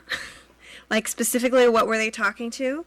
I also, we know that the state defines affordability in terms of density, but we know that when you're building 6-story buildings, that you can meet that density with some pretty large units, which are then not affordable, even though they meet the state definition of affordability. So I'm wondering what size, like actual square footage, that would they're sort of proposing here with these densities. I liked Carolyn's idea of the courtyard Barcelona. Maybe it has retail on the street side, parking first floor, and then that might be a way to build the housing back and get more housing units, because the developer apparently are only interested in housing unit. The city wants retail because that's where the money for the city is, but this way you could get a higher ratio of housing to retail without going up and up and up, which we've heard time and time and time and time and time again from this community that that's not desirable. And I don't know who they talked to that was. It must have been one person who was here on vacation. I'm not sure. And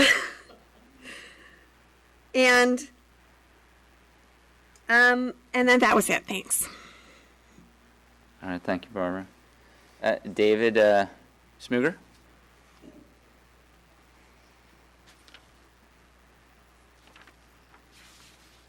Council members, So I have a concern. First of all, in the plans that we If you just could saw. speak into the mic. Yeah, sorry. It's weird to have your back to a lot of people. So You'll have to talk. It's just how it Council. goes. And then the folks at home can see you. So I see a flaw in this planning. I see a little under 1.5 cars.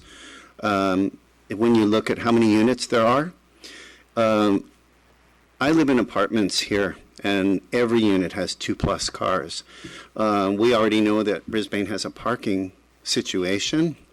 So that doesn't leave enough parking, number one, for residents, number two, for any visitors whatsoever.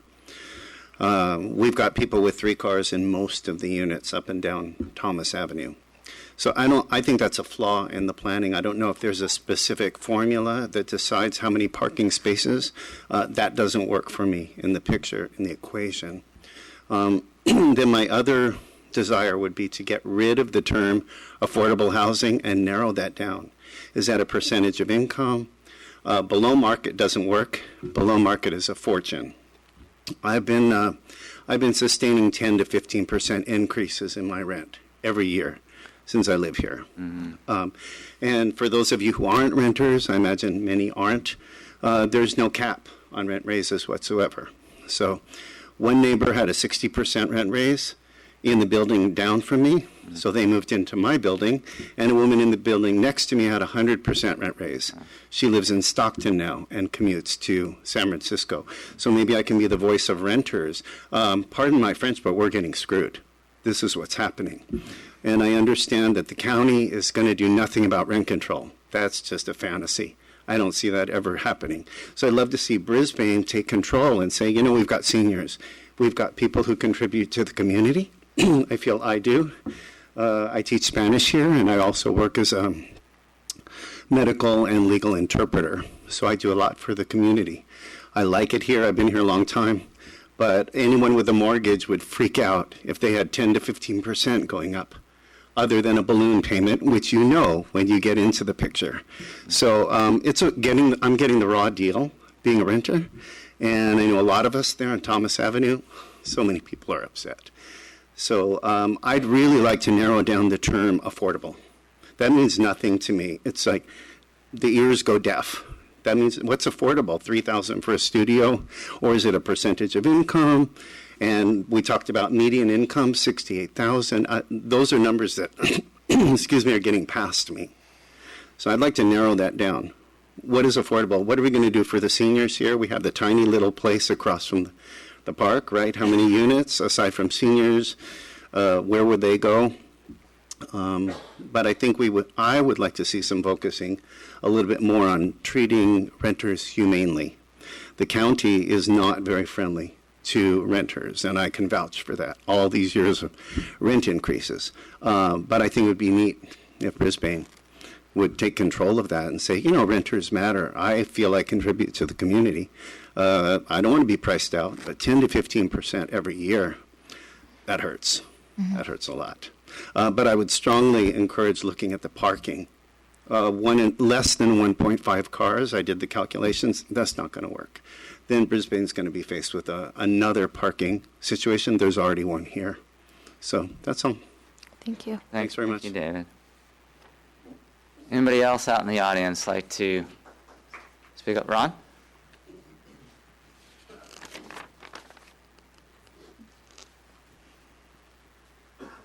Ron Davis.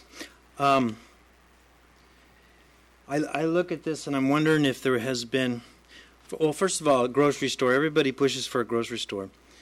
How much money would a grocery store actually produce? And car trips have to come in to the property to be able to produce any significant income to us. That would be one question. The other question would be, knowing strip malls and mixed-use developments are really tough to keep full with units of small business. Property is more expensive. It's tough for small business people to be in that spot without a lot of people around. So my question is, has any thought been given to possibly the idea, instead of a grocery store, that may not be feasible unless we have a zillion people here, is a boutique hotel? And I thought about a boutique hotel. It kind of came to me, and I've been thinking about it ever since Joel's been doing his 23 Club planning. And I think that a boutique hotel would support having those people come in from out of the area that are only here for a day or two. They're going to come with less cars, maybe no cars by Uber from the airport. Probably never have more than one car per room. They have money to spend. They'll be here for short term, spend money in restaurants, and could perhaps support a nicer restaurant close by or in town, or a venue, any other kind of venue. We don't have any tourists. And I know, as doing business on visitation for 15 years, that Manor House wouldn't be possible for the community if there wasn't the industrial park workers or people out in South City that come in. The amount of people in town will not support most businesses in town, because you're not going to go there every day unless it's something like coffee. You're not going to eat at the same restaurant every day, or enough to make it really viable, I don't think. Or the shops even down there in there. So having fresh people, if it's 30 rooms, 40 rooms, fresh people every night coming in that say, I'm here on business, and I come back after business, and now let's go take a walk-up visitation. Or I think that we need to think about in terms of revitalizing our downtown, as well as just meeting some standard for housing. And if it's just an overlay and it's just housing and you never expect it to get built because it may not be feasible, as Joel said, which really only the developer and a property owner could determine whether or not something is feasible based on the market at that time, then you could take that square and put it anywhere. You could make one square block in the middle of the Baylands housing and call it good, maybe.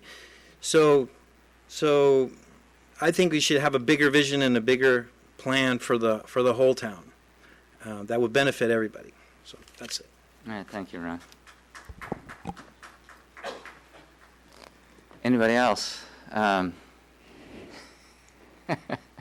Barbara? All right, come on.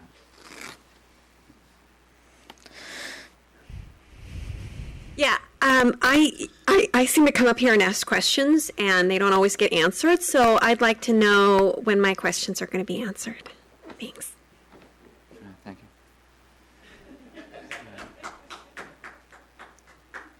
Do I dare walk away? Anybody else want to speak? Come on up, Tom. Yeah, we're crickets. Good evening, Council. Tom Hines. Two-word solution: tiny houses.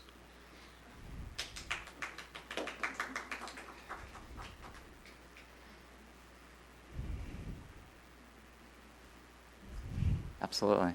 Come on up, Melissa. There you go. Hi, thank you. I'm Melissa Vivas. I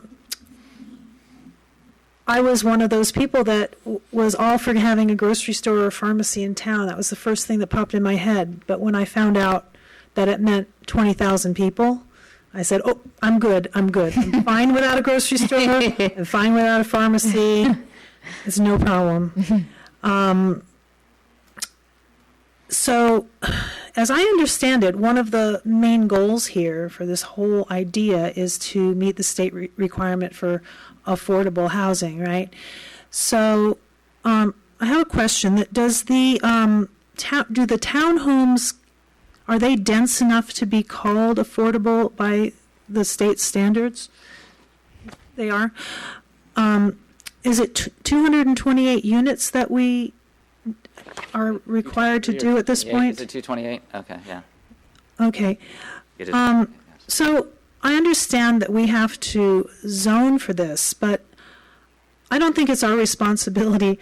Maybe this is a cynical attitude, but I don't think it's our responsibility to make it economically feasible for the developers. That's their problem. We have to zone for it, and the way the housing market is in the Bay Area, they're chomping at the bit to build housing. They'll figure it out, If we zone for it, they'll do it. I question the assumption that that all growth is good. You know, there's all these buzzwords, and you know, we want to accelerate activity. We want to make it attractive to developers. We want to revitalize. I don't necessarily think that's to be desired. I like our little town the way it is. You know, as far as revitalizing downtown, you know, when we had all those shops back in the good old days on Visitation, that was when people didn't drive so much, you know. The fact of the matter is now everybody can jump in their car and go to the store, and it's just not going to be like that again. We're not going to have a movie theater on Visitation again. I don't want to make our town more attractive to developers, frankly. Let's see. So I guess you can guess that I am, of all the proposals, most in favor of the most conservative one, letter A. But I would say, why not make it even more conservative? And that area that they talked about as a, what was it, a hub, what did you say, an incubator hub? Is that a fancy word for offices, I think? The incubator hub area, why not put that dense housing there and save that area that's down Quarry Road closer to our sensitive canyons on our mountain? Let's put that housing closer into town, closer to City Hall. That's what I think. Let's see. Anything else on my little notes here? I guess that's it. Thank you very much. Okay, thank you, Melissa. Thank you. Caroline?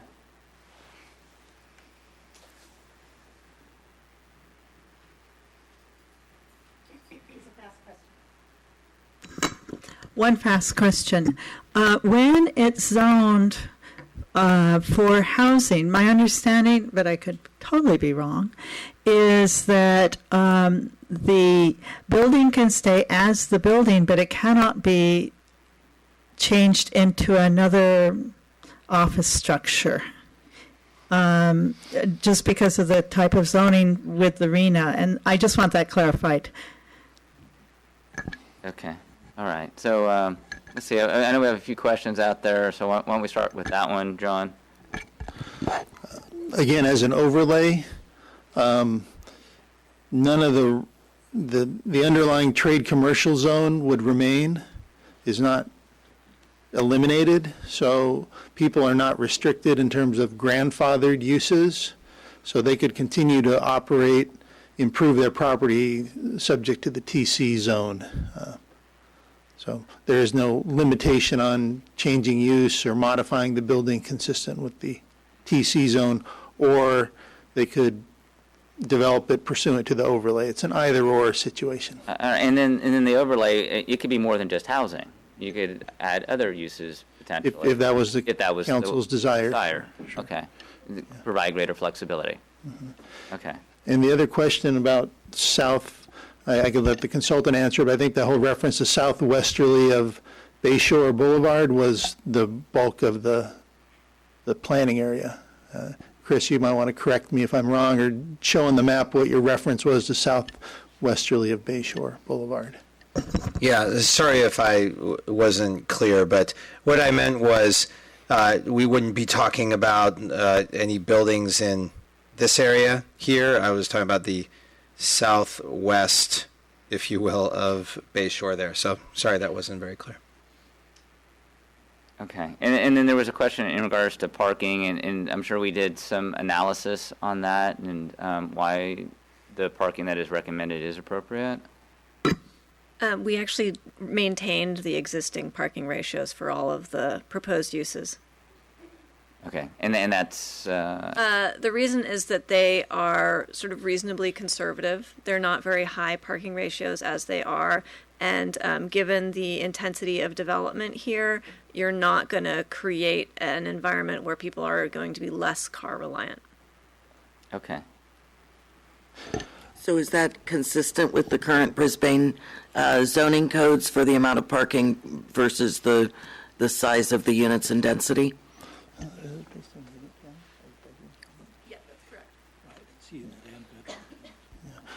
Again, when we're talking about prototypical examples, that's where you get into the averaging, because the code speaks to number of parking spaces based on number of bedrooms per unit. So, again, when you're talking about a prototype, which I think is what we're talking about here for purposes of this gross planning, we don't know the exact mix, so we wouldn't, at a prototypical level, there's numbers in the range, but when someone came into the real development, we would have to look at it relative to the actual unit count, bedroom count, and then determine guest parking that's required and come up with that final analysis.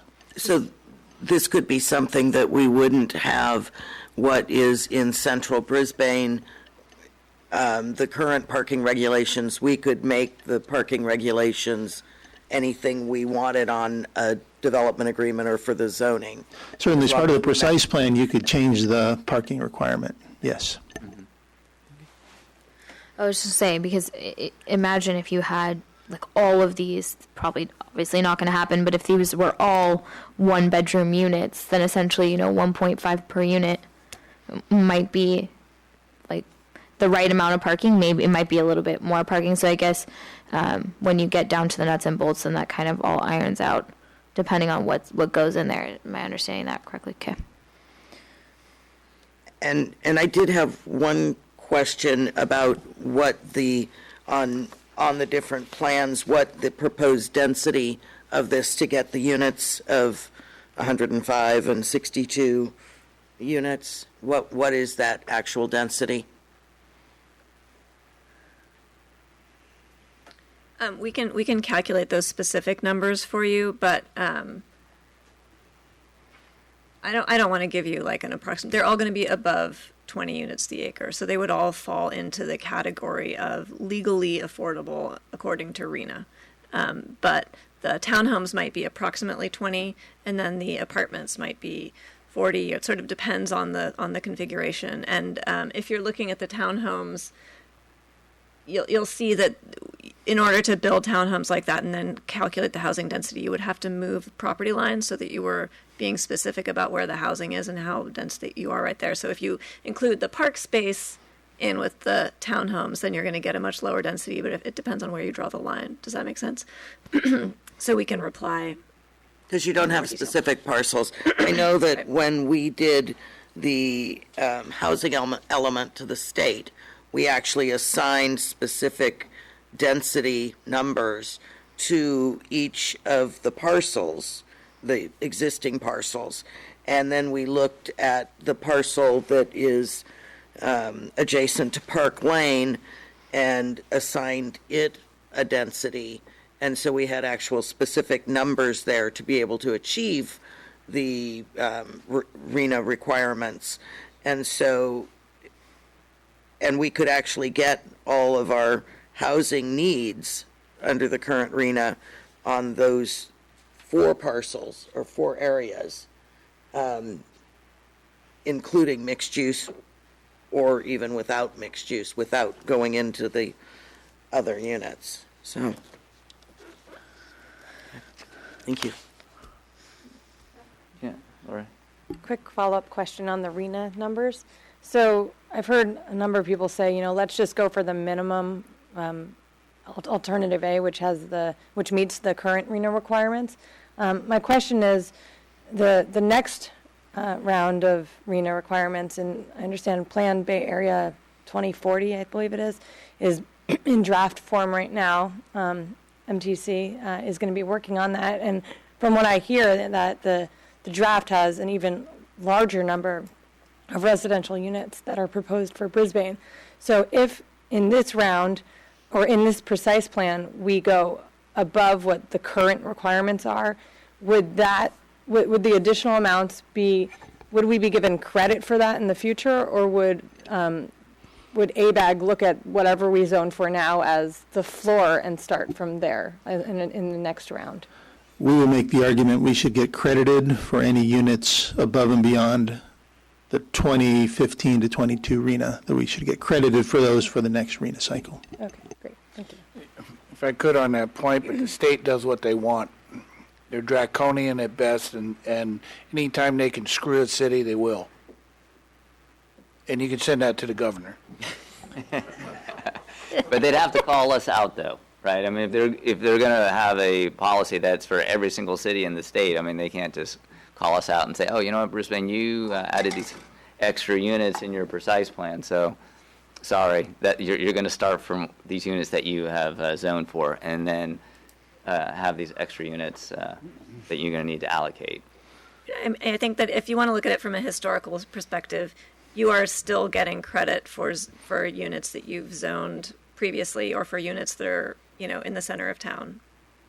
You know, those are still counting towards your RENA allocation.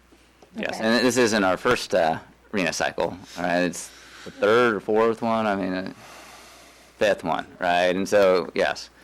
So, you know, from the presentation, you know, there's some major takeaways for me. You know, just like Melissa, I was hoping that the economics would show that, okay, yeah, we can have some additional retail, like maybe a Trader Joe's or a pharmacy, and but based on the economic analysis, not going to happen unless, like Ron was saying, so we have a gazillion houses, and we're not going to do that. But it sounds like, you know, potentially we could, you know, depending upon how Brisbane brands itself, you know, have something like a co-op, you know, some kind of niche type market. And you know, when you look at Brisbane, is very different from South San Francisco and San Bruno, and you know, and going to the north and Visitation Valley. You know, when you really think about it, in San Mateo County, we're extremely unique, and so you know, playing upon that uniqueness, I think, is a valuable asset for us. And I know that wasn't part of what you were supposed to study, but you know, something for us to be thinking about as we plan. You know, in regards to the village, so you know, opening access to Bayshore, they're going to lose some space. So as an incentive, I mean, does it make sense economically to have the village be a mixed-use site rather than just a retail site? It does make sense to do something like that. Well, it depends on if you made it vertical or Vertical. So say the Bayshore, the Brisbane Village was a 2 to 3 story type of shopping complex. You know, more of a, and you know, going to what Caroline was talking about, more of a piazza type of, you know, center space. You know, I'm just trying to provide that incentive, you know, for the owner to do something. I mean,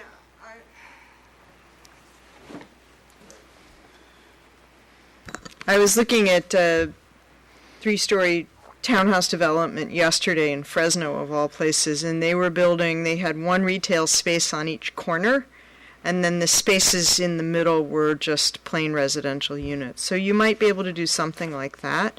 It's important to really curtail the amount of retail that you're trying to tenant, because the most likely tenants, other than if you could do some kind of a small food market, which would be cool, but it would take the right kind of merchant to want to put that together, then the most likely uses that you would get in those kinds of tenant spaces are either personal services, or restaurants. Sure. Yeah, you know, based upon what you've shown, I mean, we're already at the maximum. Right. Yeah. So yeah, we're not. Maybe you could do something like that if you tore down the existing village, and put up some community of townhouses that had some retail strategically placed, but it wouldn't be a full mixed use retail frontage along the entire ground floor. Yeah. Okay. Yeah. No, I'm just looking at what you think would be potential options. Right. I mean, ultimately in the end, you zone it, and then it's up to a developer to come along. That's exactly and say, right. Okay, I mean, then that was the point I was trying viable. to make yes. earlier. You can be more aggressive in terms of putting a vision out there,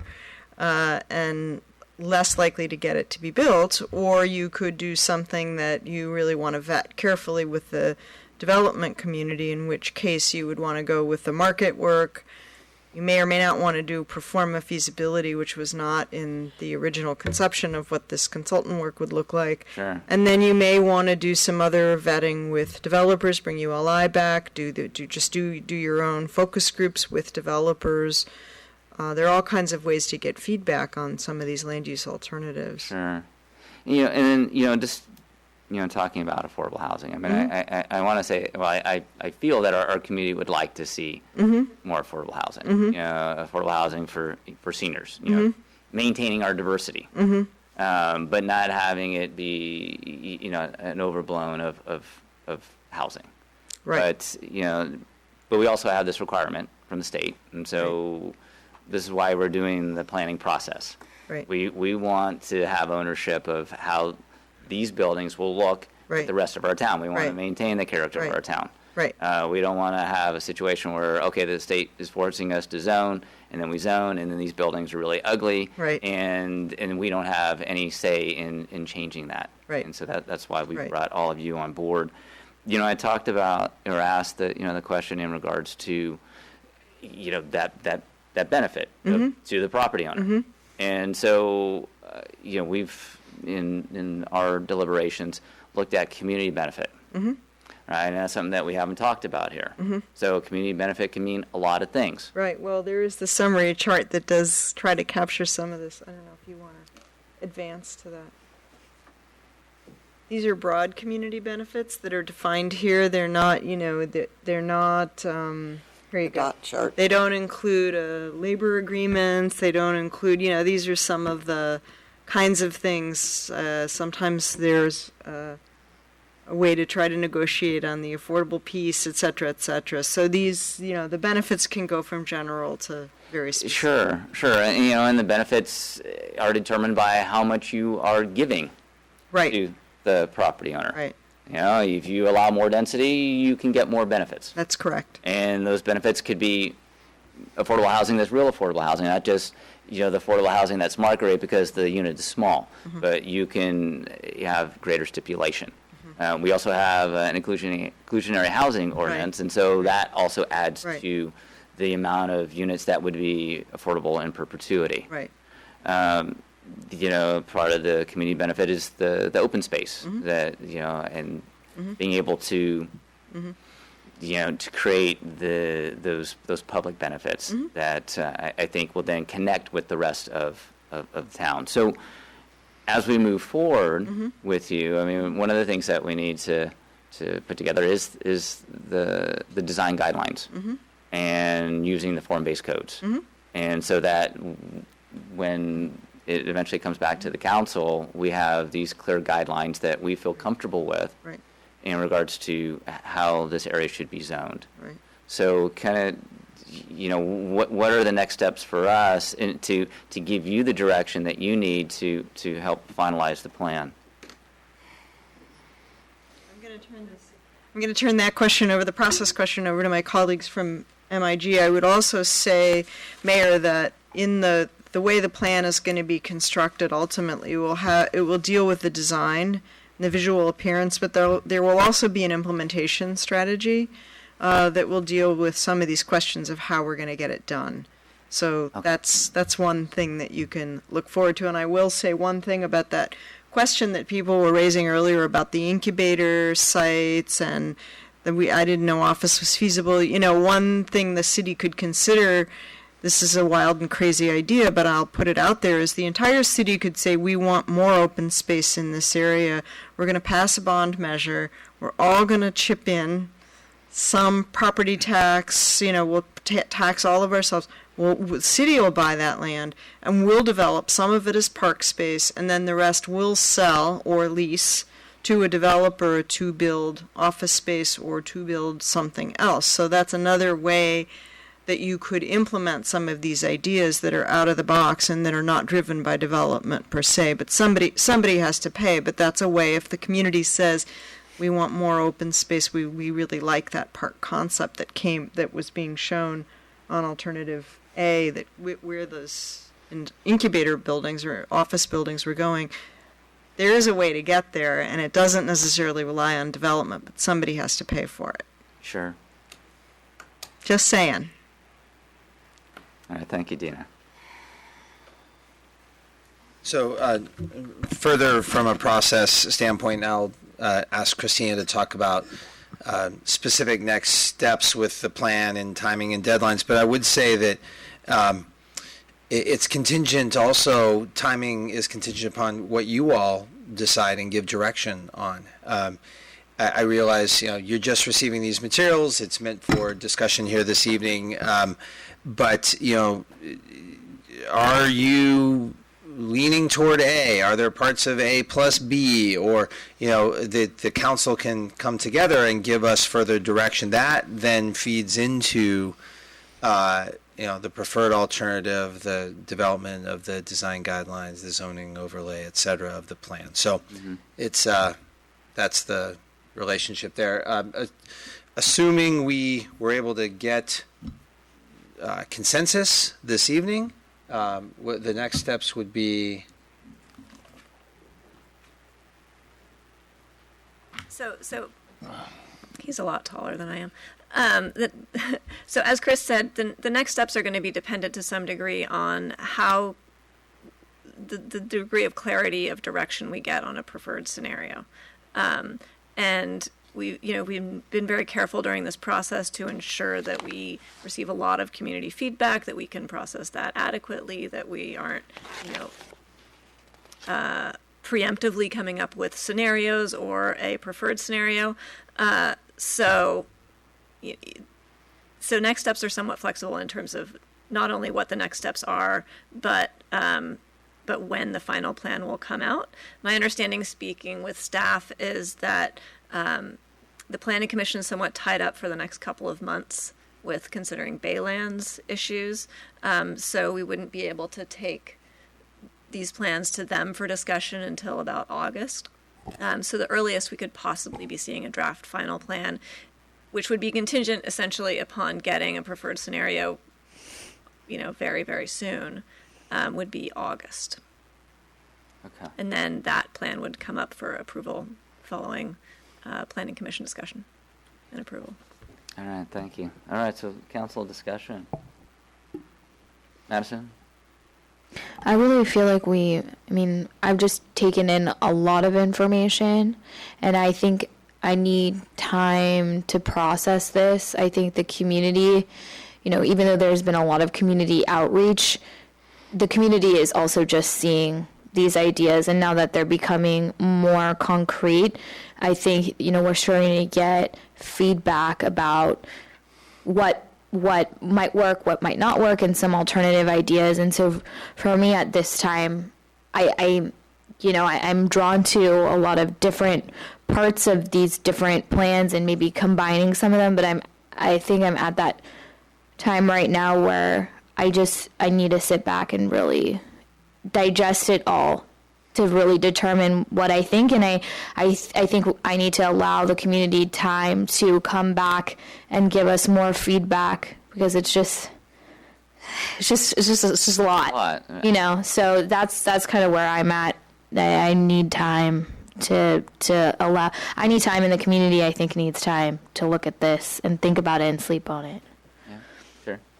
So, I tend to agree that, this is a lot of information and a lot of stuff that is new to me.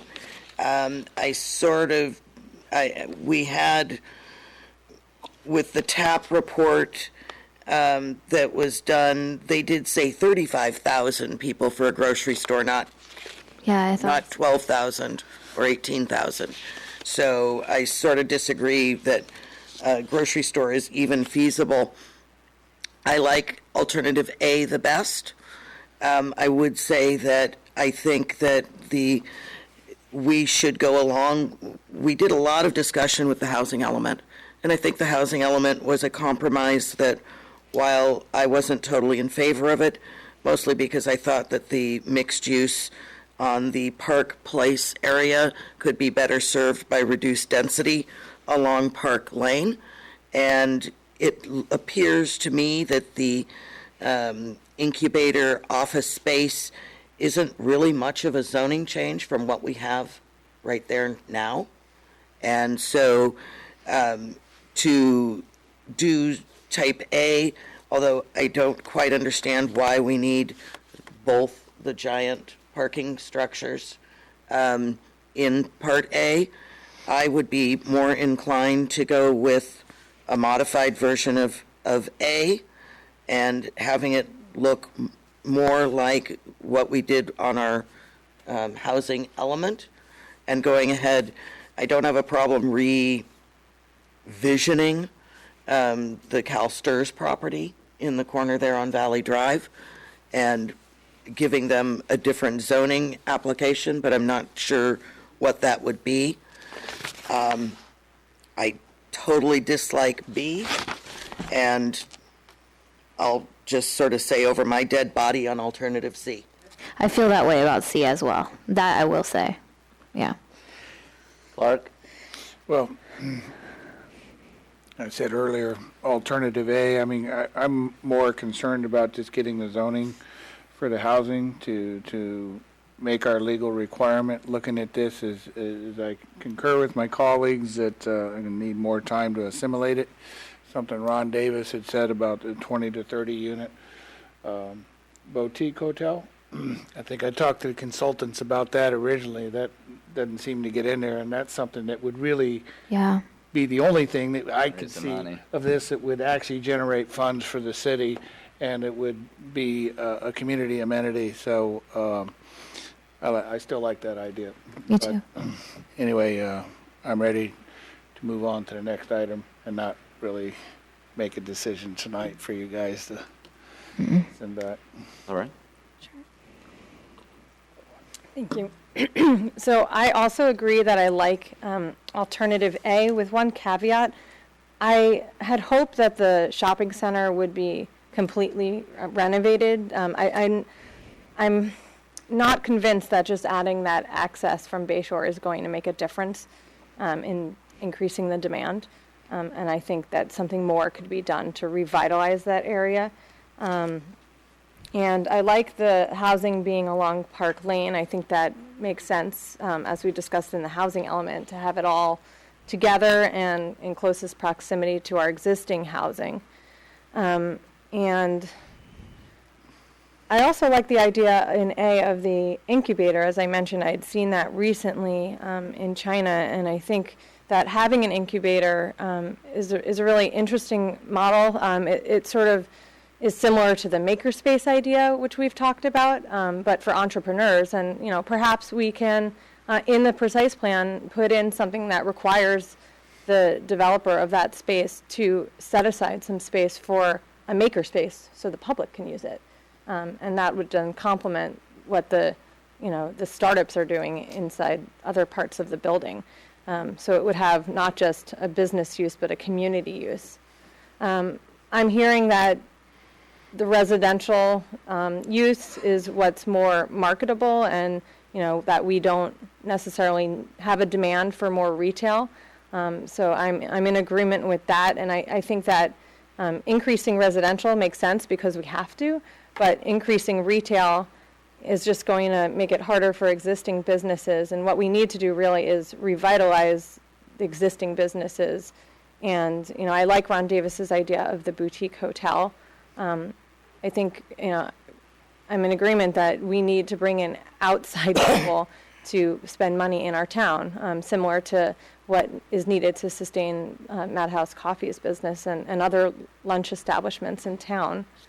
I like on alternative A that there's the campus park and plaza, and the idea that the consultant mentioned about having the bond to really secure the open space. That's an interesting idea that I think should be explored, because otherwise how would we guarantee that area is created as open space?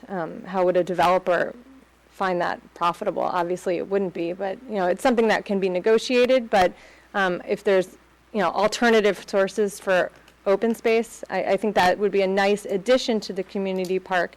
And in response to Mr. Diaz, who's, I don't think he's here anymore, but I'm sure he'll be listening at home.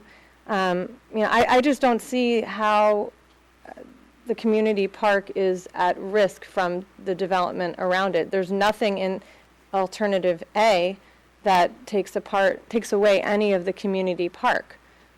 So I think that alternative A and some of the other ones add to the open space and the community feel that we have. And so I'm not sure I understand his concern there. As for the, the grocery store, I tend to agree. We're not going to. I don't see a lot of people in town wanting to increase the number of residents just so we can get a Trader Joe's. That's not going to happen. So while we would all love to have our shopping, closer by, the idea of a co-op, perhaps that might work. So I think we should explore that. And then, going back to the startup incubator idea, it was mentioned that we might want to have some focus groups and do some further analysis into that, and I would recommend that. I think that's an interesting emerging business demand to have that kind of space, and could really help create Brisbane's identity as innovative and sustainable. And we could think about what kind of niche we're looking for, what kind of businesses we want to attract. And I've heard a lot of comments today about, well, we should just do what the RENA numbers require. And my concern is that we'll do that, and then several years down the road we're going to get a new set of RENA numbers. Mm-hmm. But what happens when we already have this precise plan, and perhaps development has already started?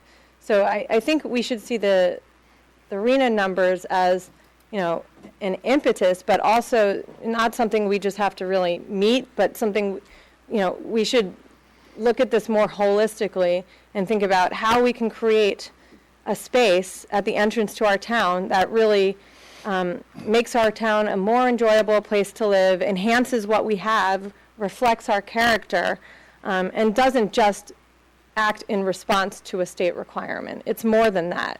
And yes, we just have to zone for housing and let the developer decide about the feasibility. I don't think that's the right way to think about it, because the whole goal of the RENA requirements is so that hopefully affordable housing is built, whatever affordable means. But it's not just a game that we should be playing to be able to check the box that say we did it. I would love to be able to say that yes, we did create more housing for people who can live and afford to live in our communities, and we shouldn't take that that obligation lightly. I think we should be proud of being able to provide for people who want to live here. And also, Mr. Diaz had mentioned that he didn't think there was a feasibility study that was done. There was a feasibility study that was done by Strategic Economics. I have a copy of it right here. And I would encourage everyone to go back and look at what was prepared in the end of January. It wasn't part of today's packet, but it's all on the city's website. There's lots more materials than what we saw tonight, and that was the starting point for this discussion. But it was something that was done in preparation for the second community workshop, and it provides a lot of information that shows how we got to what we're looking at tonight. All right, thank you for that. So, yeah, Mr. Mayor, just real quick, to respond to Lori's on the incubator. I would suggest the Economic Development Subcommittee go visit a technology incubator in Menlo Park. Okay. I had visited that a number of months ago last year, and you and I, Mr. Mayor, went and saw a biotech incubator. But a few years ago. Yeah, a few years ago. But I would strongly suggest that our Economic Development Subcommittee go visit that, and I think it'll kind of give you some ideas too. Okay, great. Do you know what the name of it is? I don't know. I think I gave the information to Clay, probably misplaced, but okay. I'll have to dig through some cards. But the one thing that Cameron Johnson, is he the mayor? It's San Carlos. Huh? Oh, I'll get the name. Okay. Yeah. The one thing that I'd like to follow up on with that Councilmember Liu said was that there's nothing that's going to impact our park or how, and I just don't know the two buildings that you'd have to cross the street right at the curve to the two office buildings. I'm not sure what that would really look like there on the curve, and that would change the feeling from the gazebo to have a large building across the street. And the other thing that I'd like to note is the existing basketball park has been removed, and that is even more popular than the new skate park. Yeah, and these buildings and where they're placed, that's just the consultant having fun and kind of putting things here and there. This isn't exactly how they're going to look and how they're configured. But I'm really glad that we're moving the process along, and that we feel that Concept A or Alternative A is a good start, a good foundation. I'm fine with additional housing over the RHNA requirements. If we can use that to create a greater community benefit for us, whether it's more affordable housing or more open space. I like your approach, Lori, of looking at this in a more holistic perspective rather than just, okay, here's the state with their requirements. I think when we did the pop-up workshop and you go out there and you look to the west, you see the park and central Brisbane and the mountain. That's our town. That's what's great about our town. And then you look to the east and that isn't our town. And that isn't, granted, it's in our boundaries, but it doesn't represent the feel of Brisbane to me. Having a freight forwarding operation right in the center of our town and a vacant lot, and we can do so much more, right? And so I think, we need definitely more time to absorb this and get more feedback from the community, but I think we're moving in the right direction. So, again, thank you so much for being here this evening. And looking forward to providing that feedback that you need to help the process along. Thank you. You want to take a 5-minute break, and then we'll go to the next item on the agenda? That's great.